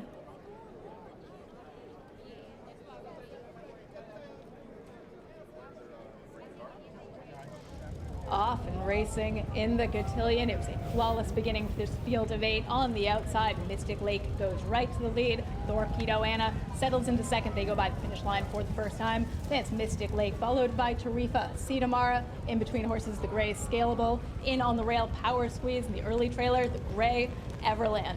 Mystic Lake, she wanted the lead, but she's not going to have it easily. Torpedo Anna just a neck behind in second. In third, Gun Song about 1.5 lengths off. Then it's Tarifa, fourth, followed by Sidamara in fifth, Power Squeeze sixth. To the outside, Scalable, and then Everland is at the back. They go through an opening quarter, 23 and 4. They begin their run down the backstretch, and Mystic Lake continues to lead. Gun Song now in second. Torpedo Anna, she's about 2 lengths back. She's in third. She's lost some ground, followed by Tarifa. Then it's Scalable to her inside. Sidamara, followed by Power Squeeze, and still at the back, Everland. And Mystic Lake takes them through half, 48 flat. They are not cooking on the front end. Mystic Lake well within herself. Gun Song a length off in second. Then it's Tarifa flanked by Torpedo Anna, followed by Scalable in fifth. Sidamara, Power Squeeze, and still at the back, Everland. And Mystic Lake continues to lead just off of her outside. Gun Song, she's beginning to move. Under a drive, Torpedo Anna, Tarifa, she's in third. They go around the far turn in the Catian, a 1/4 mile left to go. Mystic Lake is led all the way, but now she has some company coming. Gun Song up to confront her, and Gun Song sticks her nose in front. Torpedo Anna swings to the outside, and the Grizzly now begins to roar. Gun Song has the lead. Torpedo Anna on the outside. Tarifa, Gun Song game, but here comes Torpedo Anna. A 16th left to go. Torpedo Anna. The Grizzly has the heart of a lion. Torpedo Anna gets the win, a narrow victory over a very game Gun Song in the Catian. The Grizzly displaying the heart of a lion indeed. The heart of an eventual champion. Torpedo Anna tested. She had to dig. She had to fight her class. She responds and takes down this Grade 1 Catian. Yeah, wow. She needed every bit of it. And you see her 3 deep here with the white cap. Maroon silks further outside. It's Johnny V, which held her in the whole way. And is she going to get up? I tell you, for Lafitte, I wasn't sure she was going to get there because it took her so long. And even here, Gunsong is coming back on her at the finish, but she was kind of locked in a bad spot the whole race. You could see that Brian Hernandez had wanted to get out, and he just couldn't get out. Let's go back to the start of the race. We figured Mystic Lake would be aggressively ridden. She was. What did you notice from Torpedo Anna getting out of the blocks? Well, it's like Kenny said, they wanted to get ahead of the 7-horse there, and they just couldn't get ahead of Gunsong, and therefore Johnny V and Gunsong just kept Torpedo Anna locked in, didn't give her free space to run in. I didn't particularly like the way Mike Smith rode this race, frankly. I think he should have opened up 5 lengths. I thought that was the wrong way to do it. Here's Brian with the jockey cam. So he's behind horses now here, right? We're coming into the stretch. And the question is he going to find a space to get himself out? And Not a lot of room to operate. No, very little room to go. And she, again, that's why we said she's an all-way horse. She can run all kinds of different ways. This is the most difficult trip she's had, and she still finds a way to win. You said it, heart of a champion, class prevailed, but man, this was not easy. Remember the only other time she'd run against Gunsong, she crushed her by 24 lengths. She's made everything look so easy, aside from the defeat by a champion against the boys, trying to become the first female to win the Travers in 109 years. Everything else, there hasn't been a moment in any of those races where she looked like anything but a winner. Yeah. This crowd, you could sense it today. It felt like nervous energy of everybody watching the race unfolding. And wait a second, she may not have her A game. Can she still win this cotillion with something less than? Yeah, for sure. So Gunsong gets the jump on her. Tarifa's coming up on her outside. You got a speed horse in front. And is he going to find any place to run? But look, Brian is such a terrific, calm, cool rider. He never panicked. He said, I know what I have, but I can guarantee you when they came around that far turn, he's thinking to himself, I don't really like this situation too much. But nevertheless, she found a way to win. This is not going to be the kind of number she's been running. But you know what? In the bottom line, 4th Grade 1 win of the year, 3-year-old filly champion. Be interested to see what. I assume Kenny will go to the distaff next, take on the older fillies. That was a question. She had faced the boys once at 1.25 miles in the Travers. If she blew them out today, would the Classic be a conversation? The plan all along has been the distaff, the most prestigious race for older fillies and mares in the country. But first things first. And a chance to appreciate this filly and this crowd here in Bensalem. They appreciate greatness. We sensed it with California Chrome 10 years ago. How important Smarty Jones was to everybody here associated at Parks, and what this filly has meant to racing and performing in the most prestigious race for 3-year-old fillies, one of the biggest races at Parks every year. You love to see a star in whatever sport you're in, and this is the biggest star in horse racing, and it was awesome to see her here at Parks today. And there's Kenny and Brian and the crew in the winner's circle. And Bruce Casella, screen right. Yeah, how about that, Bruce Casella in the winner's circle? Big sigh of relief from Team Torpedo Anna, Kenny McPeak, Brian Hernandez. She had to work, she had to fight, but she claws her way to the wire to score in the Grade 1 cotillion. Results, reaction as our coverage continues from Parks.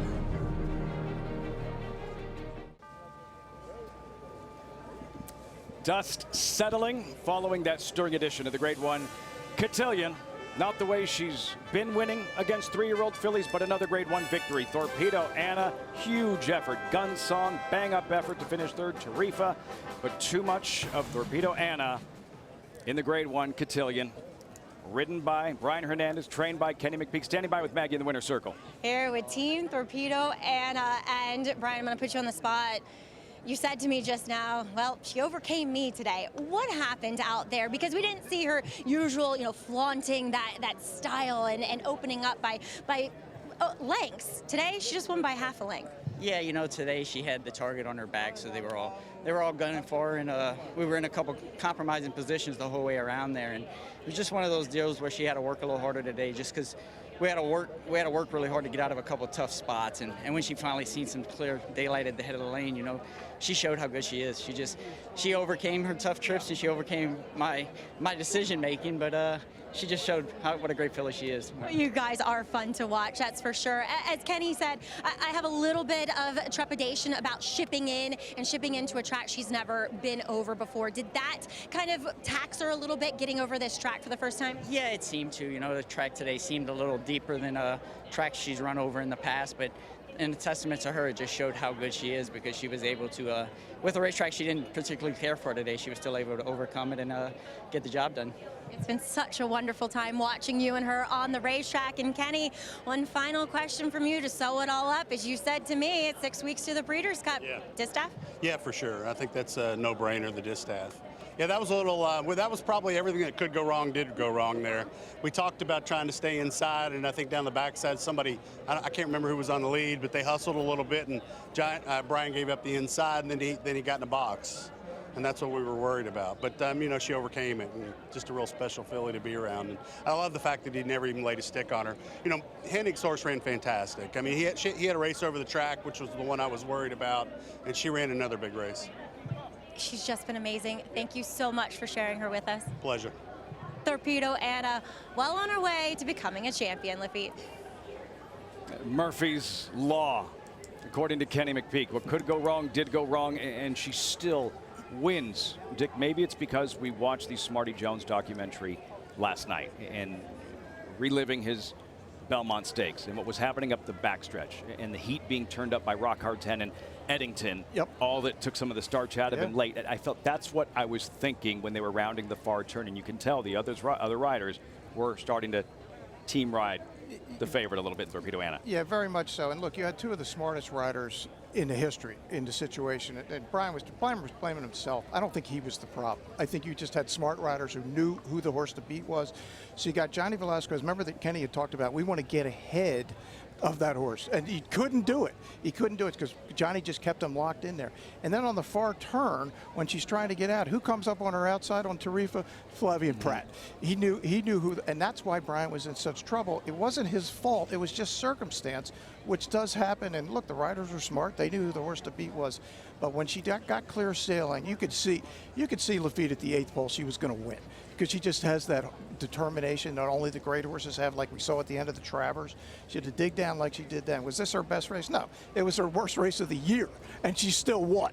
That tells you something about how good she is. And Brian Hernandez, a class act. He did the live interview right after the Travers. You know how gut-wrenching of a defeat that was in the moment, and still willing to take the questions, wanting to take responsibility, even though I didn't get the sense he did, as you mentioned, that it was anything he did wrong, just other jockeys doing things right to compromise. Torpedo Anna, and just like we discussed with Ben Tornado, really good horses. That's class when they win, when the table isn't set, when they have to overcome adversity. She did so today and racks up yet another, a 4th Grade 1 victory in the Catian. We turn the page in a completely different feel going into the Pennsylvania Derby than the Catian, where the Catian, it was all eyes on a particular star. The Pennsylvania Derby, very good 3-year-olds. The Preakness winner, perhaps the class of the field, the 8-5 favorite, but this race much deeper and more competitive than, say, the Catian on paper at first glance. Yeah, for sure. This is much more up for grabs, and you can see how the betting is. Unmatched Wisdom's the second choice at 5-2. Dragon Guard, who was the morning line favorite, is 4-1 in the early betting. We got a long way to go. We got 35 minutes to the race. Plenty of time.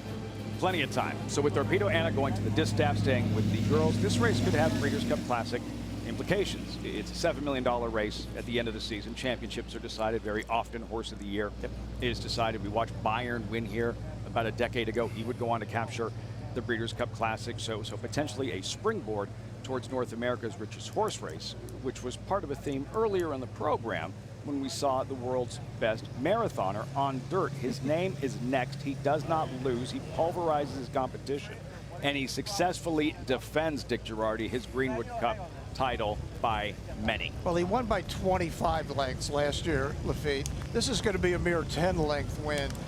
This is just... They almost beat him today. Yeah, they almost beat him. They got within 10 lengths. Next is his last 6 starts. He's won by a combined 90 lengths. That's insane. This horse is just a freak show. He ran the last quarter mile in like 24.60, which is ridiculous for a horse who's just run that far and still was flying at the end. He's one of the coolest horses anywhere. Love watching Next run. Another victory. Next, Maggie, you spoke with his trainer, Doug Cowens, right after the victory. So what's next for next. He has that name that lends itself well to a lot of good throws. But Doug Cowan saying that, yes, he's remiss that the TAA marathon race, Thoroughbred Aftercare Alliance marathon race, is no longer. They've replaced it with a 2-year-old turf race going a mile. So he's left between the choice of the Breeders' Cup Classic or the Breeders' Cup Turf, which is contested over the 1.5-mile distance. He is leaning to the turf, ironically enough, because for him, it's not about the surface, but more so about the distance. And what he has told me throughout this horse's career is it's all about getting next into a rhythm. And with the 1.25 miles of the Classic, he's afraid that going 23 and 47, that this horse would get too keen and expend too much energy early on in the race. So he's going to lean to the Breeders' Cup Turf, Lafitte. We'll see how he handles the green stuff under his feet. Can't wait to see it. Can't wait to see next among the world's best long-distance turf race in the Longines Breeders' Cup Turf. Meantime, the Pennsylvania Derby, that gray colt, he's fast, he's tough, he's a classic winner, sees the gray, sees the moment this spring in the Preakness, the one to catch on paper in the Pennsylvania Derby.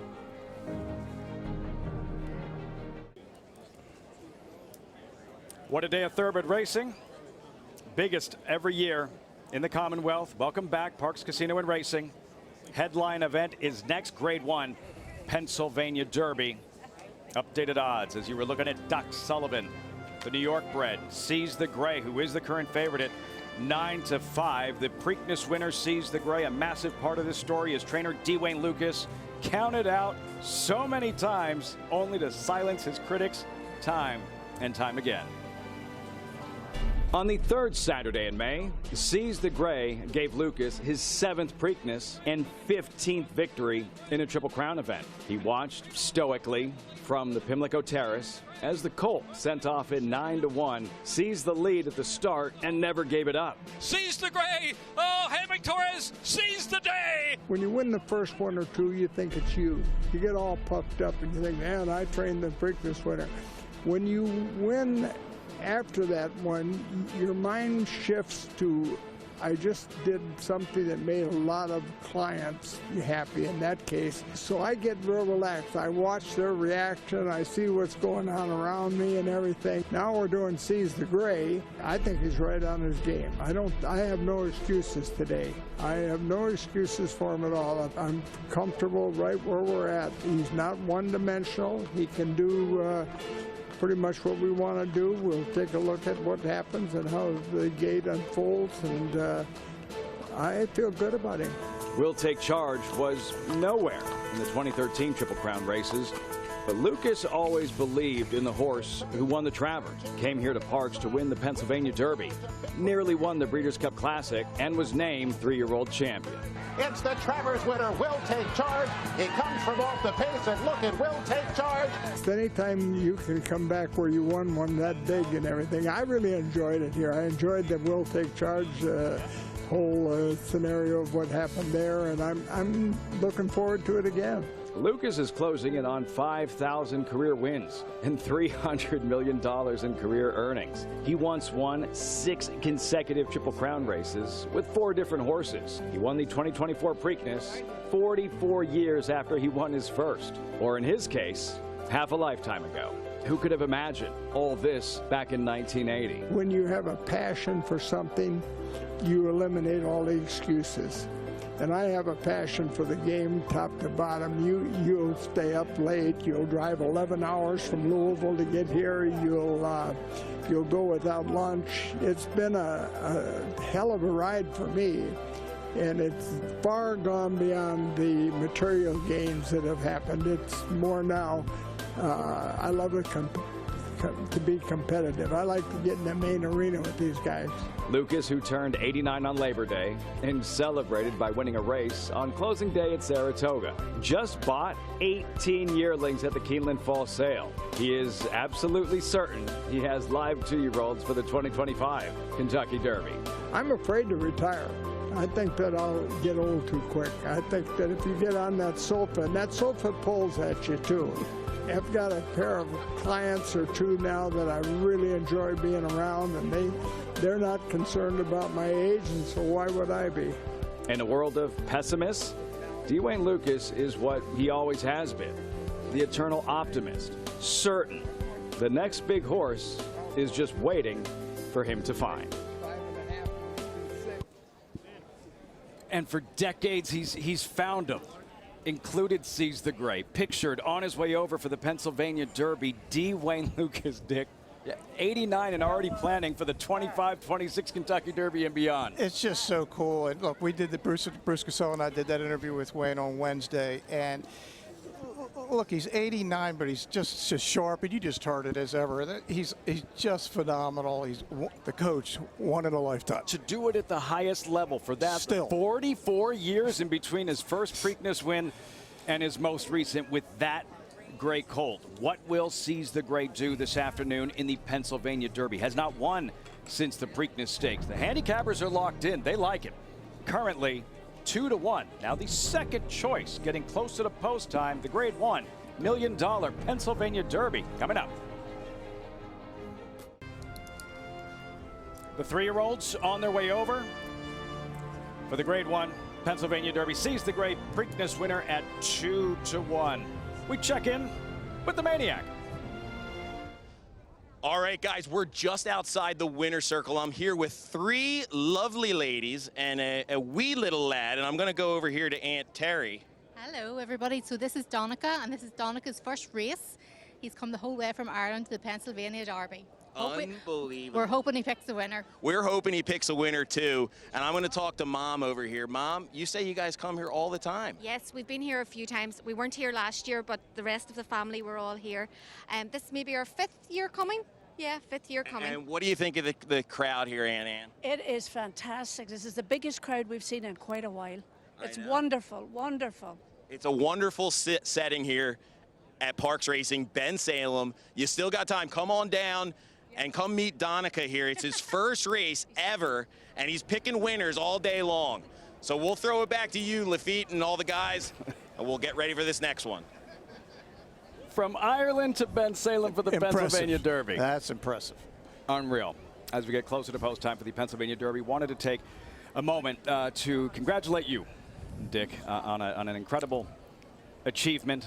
You have to, just for sitting with me for a couple of hours, you know, on this Saturday every September should be deserving enough. But a terrific honor. Last winter, you were named to the Joe Hirsch Media Roll of Honor. What did that mean to you? It meant a ton, and that's Friday of Labor Day weekend. I was up with my family. You saw him in the picture there a minute ago, getting that award. You saw Jay Privman, our good friend, in the picture there, and yeah, it was something because look, my mentor Andy Byers was in it. Andy Byers was in it 10 years ago, and to see all my friends in it. Jay's been in it for a couple of years now. Jay Hovde, another great friend, so it's a very cool deal. This is always fun, Dick. Along with the great racing, it's the induction in the newest members of the Hall of Fame here at Parks. Absolutely, every year. This is Jack Lamar. He was the original announcer when this racetrack opened on November 4th, 1974. We're coming up on anniversary number 50. Precise, smooth, hardworking, and his most famous call was the '86 PA Derby with Broad Brush. And here's Ruby Blue. How about this? 100 lifetime starts. 23 wins, 18 seconds, 18 thirds, just shy of $1 million. 78 of his starts were right here at Parks. And Rich Romano, the Director of Broadcasting Operations here at Parks, Richie came here a year out of college 3 decades ago and never left. One of the most innovative and talented people here at the racetrack, and a huge part of what we are doing here today, and he's absolutely respected by everybody. He lent me his laptop when I left my computer back in LA when I came out for the Pennsylvania Derby about a decade ago. We checked in with Danny in the winner's circle. Thanks, guys. I'm here in the winner's circle with Donnie Brown, the owner and breeder of Ruby Blue, who's going to be inducted into our Parks Racing Hall of Fame. Ruby touched the lives of many owners and trainers here with 23 wins out of 100 starts. First of all, tell us what he means to your family and what this recognition is. Well, a lot. It's never been boring because he was just such a we call him a war horse, but year in and year out, month in and month out, he was always running. So we got to follow him, and through the years, we developed, because of him, a lot of good connections. The different trainers and jockeys and owners that have had him all stayed in touch, always called and wanted to talk about him or what they know about him. And just through the years, he's been a great connection source for us and a source of pride. Well, we all love him. Congratulations on the big induction, and Ruby Blue, one of a lifetime PA bred, that's for sure. Thank you. Appreciate it. Back to you guys. Congratulations to all the newest members of the Parks Hall of Fame as we hand things over to Kane Callis with the singing of God Bless America.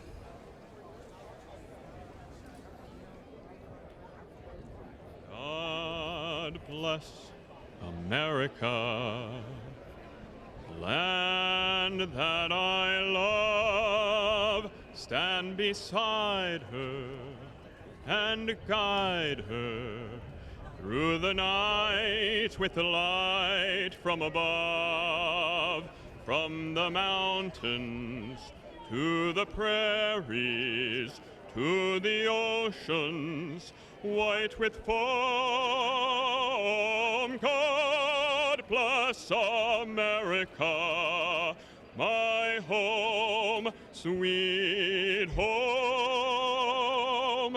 God bless America, my home, sweet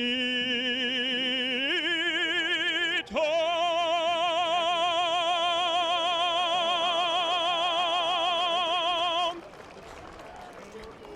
Incredible job, Kane Callis. I guess great pipes, great voices, just running the family. Son of the great legend in this town, Harry Callis, who called the Phillies games forever and ever. Look, we just talked about some awards, Lafitte. Everybody needs to know that this summer you were voted by your peers in the National Turf Writers Association broadcasters. Career excellence in broadcasting. You will get that award Breeders' Cup week in Del Mar, and nobody, my friend, deserves it more than you. Thank you. Thank you, Dick. Yeah, it's like the Oprah Winfrey show. And you get an award, and you get an award. Means a lot. I appreciate it. Absolutely. And the Pennsylvania Derby just around the corner. Maybe Brad Cox will get an award. He's won Eclipse Awards, right? He's won some of the biggest races on the planet, Breeders' Cup races. He's won a Pennsylvania Derby, trying for another. With the morning line favorite, number 7, Dragoon Guard, 7-2, looking for a 5th straight victory. Arrives with momentum, razor sharp, riders up, post-parade, Pennsylvania Derby coming up. Crown has led every step of the way. Can he take them home? There's a 16th left to go. Saudi Crown on the outside, Dreamlike flying, but it's a coronation for Saudi Crown in the Pennsylvania Derby. He gets the win over Dreamlike, and a photo for the show. In the slop, in the cold, Saudi Crown, wire-to-wire last year's Pennsylvania Derby. Dragoon Guard, Dick, same trainer, same jockey, same color. Not the same talent yet. Not yet. Same running style, though, right? He's going to try to take this race wire to wire, similar to Saudi Crown did last year. And you said Brad Cox, Florent Giroux. Florent, for my money, is the best front-running rider in the country. He is great when he gets out there on the lead. There's no question what they're going to try to do. That's how they've been winning. And here he is in the West Virginia Derby at Mountaineer Park, his most recent when he won the Indiana Derby, and then he won the West Virginia Derby. Here he is. Not easy to miss. He's the gray horse. He's out there. Big lumbering colt, right? And in command from Jump Street, but he doesn't look like one of these twitchy horses that just bolts out of the gate and has to be in front. How do you think he will respond if denied the lead early, given on paper there are other faster horses in the race? Right, He's the gray among them. Yeah, that is the unknown. How will he react? And maybe he'll react fine. Maybe he's just going to get better. And some horses actually like to have a target. We shall see how it plays out. Here's Unmatched Wisdom, the 7th. Dragoon Guard there. Here's Unmatched Wisdom, and how will he respond to the first loss of his career? He went into the Travers, a buzz horse, 3 for 3. He won the Curlin Stakes at Saratoga, and always highly regarded. Trainer Chad Brown thought very much right after his first career win, like, this is a Travers horse. He made it to the Travers. Things didn't work out in the Midsummer Derby, though very impressive in the Curlin early on in the Saratoga meet. If he can run back to the Curlin, he's going to win the race. Now, he got loose in the lead in that race, which is probably not going to happen in this situation. Travers, whatever could go wrong, did go wrong. It was Murphy's Law. I was right there. Saw a little bit of that in the Catian. We'll see what happens in the Pennsylvania Derby. Check in with Maggie in the paddock. What are you seeing, Maggie? Yeah, your favorite Dragoon Guard. I know a lot of sharp handicappers are against him, and I get it. Is he going to be able to run the same race if he doesn't get the easy lead that he's had in his last 4 efforts? But physically looking at this horse, he's dominant. This is a big, strong, strapping colt that is bouncing on his toes, full of energy, everything you want to see from a horse that projects to be forward. So he's definitely looking the part. We'll see if he shows it on the racetrack. Moving on to his main rival, right to his outside is number 8, Unmatched Wisdom. Now, something that doesn't often happen in horse racing happened last time to Unmatched Wisdom, and that's that a hind wrap actually came off of him. So when they headed down the backside in that Grade 1 Travers, another horse clipped into him, kind of loosening the bandage, and then as he ran down the backside and approaching the half-mile pole, it came unraveled. That can be a dangerous situation. A horse could trip. So therefore, Arad Ortiz just kind of easing up on him, playing it safe. But before that, he was impressive in winning the Curlin Stakes. He's another horse that his best effort came on the front end, but his trainer, Chad Brown, has stated multiple times that he's a horse that doesn't mind rating and having a target to run at. Number 4, Time Out, a horse I'm interested in, finished 3rd in that Curlin behind Unmatched Wisdom. He's such a good-looking type, and he's a horse that continuously stays on in his races. He's a kind of a grinding, galloping type. He looks phenomenal, but he was a little unsettled saddling, which I don't usually see from him, Lafitte. He can close. Timeout, and so can this gentleman. Brad Lidge with Riders Up for the Pennsylvania Derby. Philadelphia, you are the greatest sports fans on the planet. You guys ready to get this party started? Let's do it. Riders Up! How it's done. Very impressive by the closer. Brad Lidge in 2008. Literally automatic, literally perfect, Dick. 48 tries at a save in regular season playoffs, World Series. 48 for 48. Unblemished. Part of that championship team. Great work, Brad Lidge. He'll be joining us on set. Charlie Manuel with us for the Catian. And Riders Up indeed. And Brad threw the last pitch of that World Series. Beat the Tampa Bay Rays right down South Philly. You'd be riding right by there, Citizens Bank Park, on your way to the airport. I did. It was a drive from D.C. a couple of days ago and past the stadium the Commanders play at. I passed the Ravens Stadium and right here as well, the Lincoln. Coming in 5 states, 3 stadiums. A pretty, you know, what a thing. Just another Thursday en route to cover another Pennsylvania Derby. Riders Up. And we'll start with Doc Sullivan, drawn inside the New York bred. Currently 18-1. Do not sleep on this colt. He's first or second in his last 8, but you mentioned the key word. They're mostly against New York breds. Now he's an open company. Is he going to be competitive enough? Jose Ortiz, 200 wins this year. He's on a roll. He's number 4 in the country. Sees the gray for D. Wayne Lucas. Preakness winner on paper, anticipated pace setter. And the rider, Jamie Torres, rode here at Parks last year, had 44 winners at Parks. Most recently won the Ellis Park title with 21, and obviously he gave him a great ride to Preakness. Lonesome Boy, Washington bred. He's quick. He is. He's a long way from home here, as you said, in Washington. Is here with Hugo Padilla, who's 4th in the Wood Memorial at 80-1. Jockey Adam Bowman, a local favorite. Timeout, world-class connections and breeding. He's by Curlin, and he was 3rd in the Curlin Stakes, which is cool. He only made his debut, Lafitte, back on April the 3rd, so he's come a long way in a very short amount of time. Protective, world-class connections and breeding. Finally won his maiden. He was 3rd in the Wood Memorial. He finally won his maiden at Saratoga August 21st at 1-20. Just step on it, 2nd in the local prep to Smarty Jones. And shared the barn with Seize the Grays, a New York bred. Lou Linder was nice enough to give Wayne, hey, you want to stall in my barn? Come on in. Philly exiting the local prep did pretty darn well in the Catian. Dragoon Guard, the morning line favorite. Maggie loved what she saw. Yeah, again, he's loose on the lead, but I think he's going to have company today. Neck from being unbeaten. He's got a full brother that runs here at Parks, Auden. He's 0 for 11. Unmatched Wisdom ignore the Travers, a mess start to finish. Yeah, expect a much more aggressive ride. Flavien Prat was on him for all his wins. He didn't ride him. He rode Sierra Leone in that race.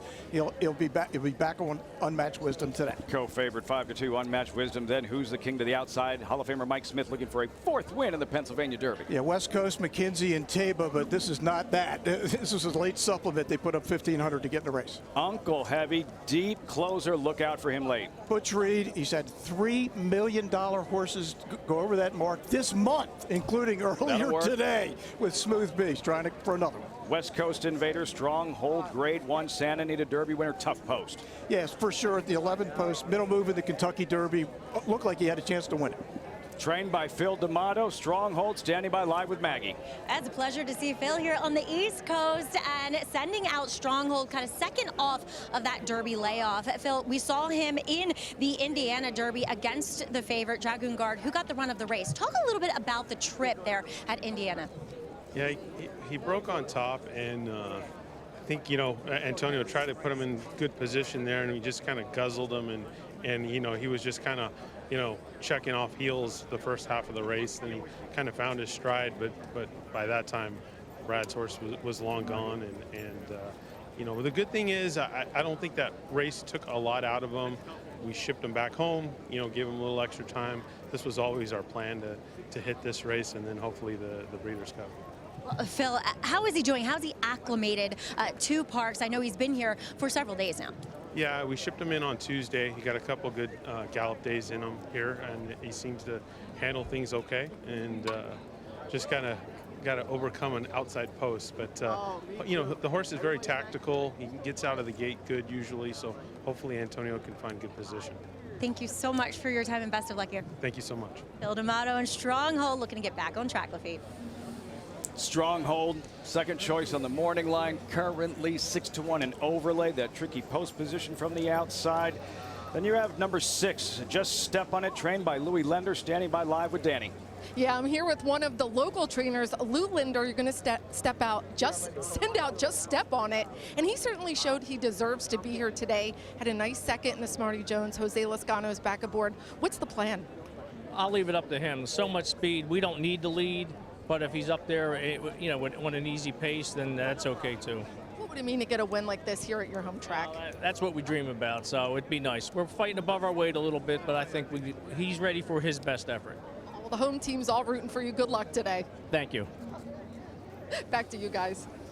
Speaking of the home team, now joined by Brad Lidge on set. Brad, great job with Riders Up. I got to ask, personally, what was more exciting, striking out Eric Hinsky to win a World Series or calling Riders Up for a Pennsylvania Derby? This was a very close second, but I definitely missed that action. But this is nice, and I'll tell you what, I've been fortunate to talk to Jason Worth and a few others about the adrenaline and excitement that comes from this as well. So for me, this wasn't quite there, but it's getting closer. Brad, we had Charlie on the set a little while ago. Go back to 2008. I was one of many Daily News staffers that night for Game 5. I timed the last inning when you're pitching the top of the ninth, 10 minutes. What were those 10 minutes like for you? Oh, man, thrilling. Truly, it's... trying to get back into that mindset and think about it. I mean, there was just so much adrenaline and knowing kind of what's at stake and what's on the line, and at the same time pushing it out of your mind and just trying to execute pitch by pitch. But it was a pretty intense 10 minutes, that's for sure. I don't want to screw up the number 48 for 48, I believe, and close it. And can you describe the level of confidence every time you took the mound in the ninth inning that season? Yeah, it's a great question and kind of way to think about it, because for me, every time I took the mound, I did feel more confident. And then knowing that even if I gave up a hit, our defense would pick me up, that was huge. So I just felt like I could, attack the hitters, go right after hitters, and whatever happened, our defense would come through. And so, I just felt that way more and more and more as the season went on. And then it just became something that it never felt automatic, but it almost kind of felt automatic. Brad, you've had an interesting life after baseball. Tell people what you're doing now. Yeah, so I'm going to be entering into a PhD program for archaeology, and I'm actually doing that out in Italy, and been taking part in excavations for the last 7, 8, 9 years, and having a blast doing that. Yeah, it's been a passion of mine for a long time. I didn't know that I'd get as involved with it as I am when I retired, but it's been something that I've just loved doing, and my family can do it with me, so it's been great. Excellent. Archaeology, and just a heads up, Jason Worth will be contacting you and trying to get you involved with horse ownership. I promise. I know. I promise. No Great doubt. stuff. Yeah, Thanks for awesome. taking the time. Appreciate All right, it, guys. Brad. Appreciate it. Brad, thanks very much, Ben. It's good to see you guys. Yes, sir. Brad Lidge joining us on set. Success at the highest level. And same can be said for the coach, D. Wayne Lucas, 89 years old, his 7th Preakness win this spring with Seize the Gray. Pictured the Gray on paper, the fastest horse on paper, anticipated pace setter. Feels like a statement race, Dick, for Seize the Gray here, not having won since the Preakness. Yeah, look, he could get back into the conversation, right? If he's for 3-year-old champ, you win the Preakness of the Pennsylvania Derby, that's 2 Grade 1s. Maybe Wayne just says, look, maybe he just didn't like Saratoga. Of course, he trains over at Oklahoma on the training track, and when he came over to the main track to run, it just didn't work. But if he runs back to his Preakness, remember that was a sloppy track, a different situation here. He's got the best number in the race. He's the only one with a triple-digit buyer. Jamie Torres rode Seize the Gray in that Preakness victory. When he first learned he was going to ride for D. Wayne Lucas for the first time, Seize the Gray in a maiden race at Saratoga. He said he couldn't sleep the night before. He was so excited to do so. Yeah, and look, Wayne gave him a chance that nobody else had given him, right? His only 2 stakes winners are on stakes wins are on Seize the Gray. On board with Antonio Frisu, jockey of Stronghold. Antonio can't be thrilled when he looks into the gate, looks to his left, and sees 10 other 3-year-olds to his inside. Yeah, and Antonio's had a great 2-year run in Southern California. Yeah, he has. He's never ridden here. The trainer has never had a horse here before, but they're here, and they're 5-1. Flavian Pratt, the jockey who won 7 Grade 1 events at Saratoga. A record-setting 18 stakes wins this summer at Saratoga. He's on the favorite, Unmatched Wisdom. What does he want to do early on? Yeah, it's fascinating because whatever he does is probably going to be the right thing because he doesn't make many mistakes. He's going to want to be close. The question is, can he beat the other speed horses at the front? Does he want to do that? But again, this is the race within the race, this first 100 yards. What an event. What a race. Grade 1 $1 million Pennsylvania Derby. It's post time. Here's Jessica Paquette.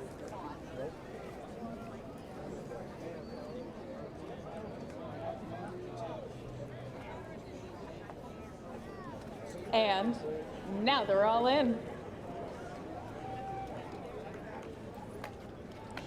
Off and racing in the Bet Parks Pennsylvania Derby, and a flawless beginning for this field of 11, and hustling right out of the gate.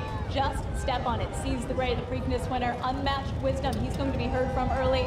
Stronghold's up to join them as well. Lonesome Boy, he's settling into 5th. They make their way into the first turn. Seize the Gray now has the lead to the outside. Just step on it, keeping him company. Unmatched Wisdom is being fanned a bit wide in between horses. Lonesome Boy, who's the king, had to check up on heels. And it's Stronghold, followed by Dragoon Guard.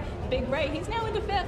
Then it's back to Timeout to the outside. Uncle Heavy in between horses. Protective and Doc Sullivan, the early trailer. They make their way through the first turn. 23-4 for the opening quarter. Seize the Day, company to the outside. Just step on it. Unmatched Wisdom is about a length and a half off in 3rd. Then Lonesome Boy, he's in 4th. Stronghold 5th.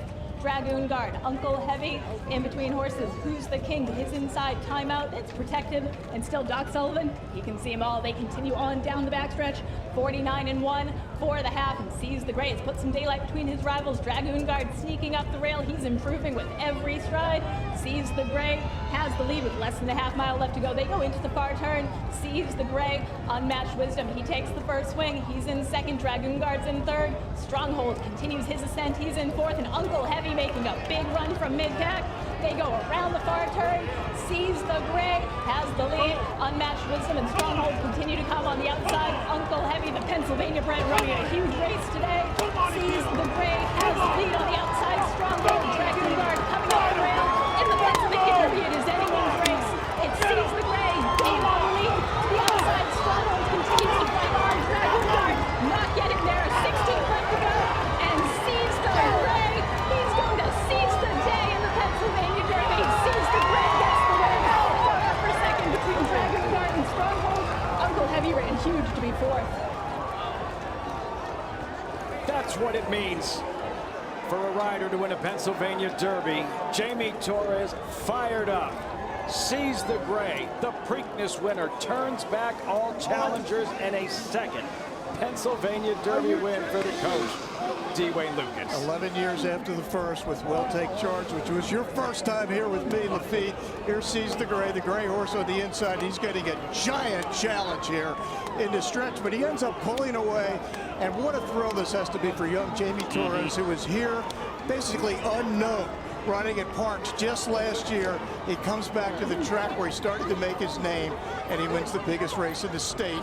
And D-Wayne does it again. Unbelievable. My Racehorse winning owner, Jamie Torres, owners, thousands of them. Winning trainer, D-Wayne Lucas with Maggie. Getting his grade one again. And sees the gray. As we saw Coach Jamie Torres put him on the front end. This is what this horse wants to do.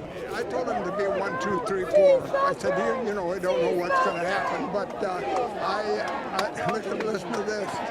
He's popular, being a My Racehorse. Yeah, I thought when he got to 49 fraction that, you know, we had a great chance to finish it.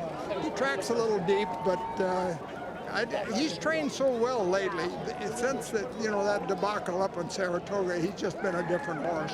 His weight looks incredible. Coach, we saw you celebrate your 89th birthday a couple weeks ago. You still prove day in and day out that you are a master of this game. Thank you. Well, I bought 18 yearlings at Keeneland, so I'll be 92 when they run. Keep it up. I'll be here at 92 and you will get together. Sounds like a date. Coach, go get your picture taken here. And we'll be right here enjoying every moment of it. Sees the gray. You're in the cockpit of the runner-up. Stronghold. Take a look at this. Antonio Friso comes up to seize the gray. Looks like he has him collared. Friso has to be thinking it's only a question of how far I'm going to win this Pennsylvania Derby. And he had the much tougher trip of the two. Stronghold ran a phenomenal race, but as Wayne just said, you put a horse with Seize the Gray's talent on a lead in those kind of fractions, it's going to be hard for him to beat him. And he's pulling away here at the finish. And Wayne, by the way, got a $50,000 bonus just to show up and run in the race for winning the Preakness. Well, he just got another $60,000 for winning it. That'll work. It all comes together. My Racehorse. You heard the chant, Seize the Gray. Seize the Gray. The Preakness winner turns back. The California Invader Stronghold. Jamie Torres. D-Wayne Lucas. Seize the Gray in the Pennsylvania Derby. Much more to unpack. Hear from Winning Connections. The reaction following this thrilling Pennsylvania Derby. Too much class, too much speed, too much heart. And look at the celebration, a jubilant Jamie Torres back at Parks, back in the Parks winner's circle, but this time a Pennsylvania Derby winning jockey.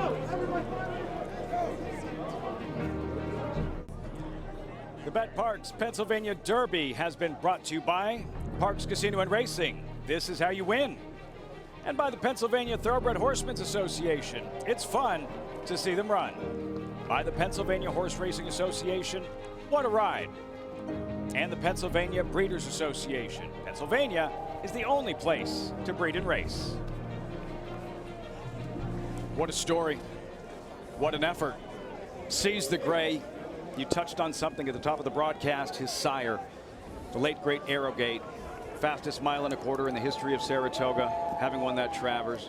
Lost him way too soon, having sired a Preakness winner, Seize the Gray, a Belmont winner, Arcangelo, a Kentucky Oaks winner, and now having sired a Pennsylvania Derby winner as well, and Seize the Gray. To Maggie and Danny for final thoughts. Your lasting impression from this Pennsylvania Derby, ladies. Lafitte, Danny and I are jockeying for position out here on the racetrack. There's so many My Racehorse partners here on the track. But as you and I were just saying, it's so good to see jockey Jamie Torres get this win here. He was masterful in his Preakness victory, and he showed it again in this PA Derby. He certainly did. I saw him walking in today, going up to that Parks Jocks room, and he started here, and you just knew there was something special about him. He's so hardworking. He's so humble, and I'm so happy for him, and this just has to feel so good. Really validation for that Preakness win. We saw Stronghold take a good run at him, but this horse is so emboldened when on the front end. Yeah, and you could see he really came into this race in great form, and that time off did him wonders, but Stronghold, he impressed me all week, and boy, did he show up. Oh, it was such a fun PA Derby with everybody here. Jamie, saying hello to you. Lafitte, what a way to end this day. by getting photobombed by a jockey who just won $1 million event, Jamie Torres. It's amazing how established what Dwayne Lucas was already doing in this sport when Jamie Torres, before he was born. And to see them team up and have this kind of success together at the highest level, not only in the Preakness, but here in the Pennsylvania. And Wayne has done that for a lot of young jockeys over the years, made him famous. Well, he's helping Jamie Torres be famous now. Final thought, quickly sees the gray now, looking ahead, Breeders' Cup Classic. You know he's going. It's Dwayne, and to see the Grade 1 winners win 1-2 is really cool for the PA Derby. Pleasure as always, Dick. Yes, sir. Great stuff, great day of racing here at Parks as the sun sets on this last day of summer. Ben Tornado would not be denied. Sensational in the Gallant Bob with star jockey Arad Ortiz. The filly, Torpedo Anna. Her fans were here. She had the work. She was tested and still prevails. A 4th Grade 1 victory, taking down the Catian. And moments ago, for Dwayne Lucas, Jamie Torres sees the gray, turns back all challengers to take down the Pennsylvania Derby. Have a great night, everyone.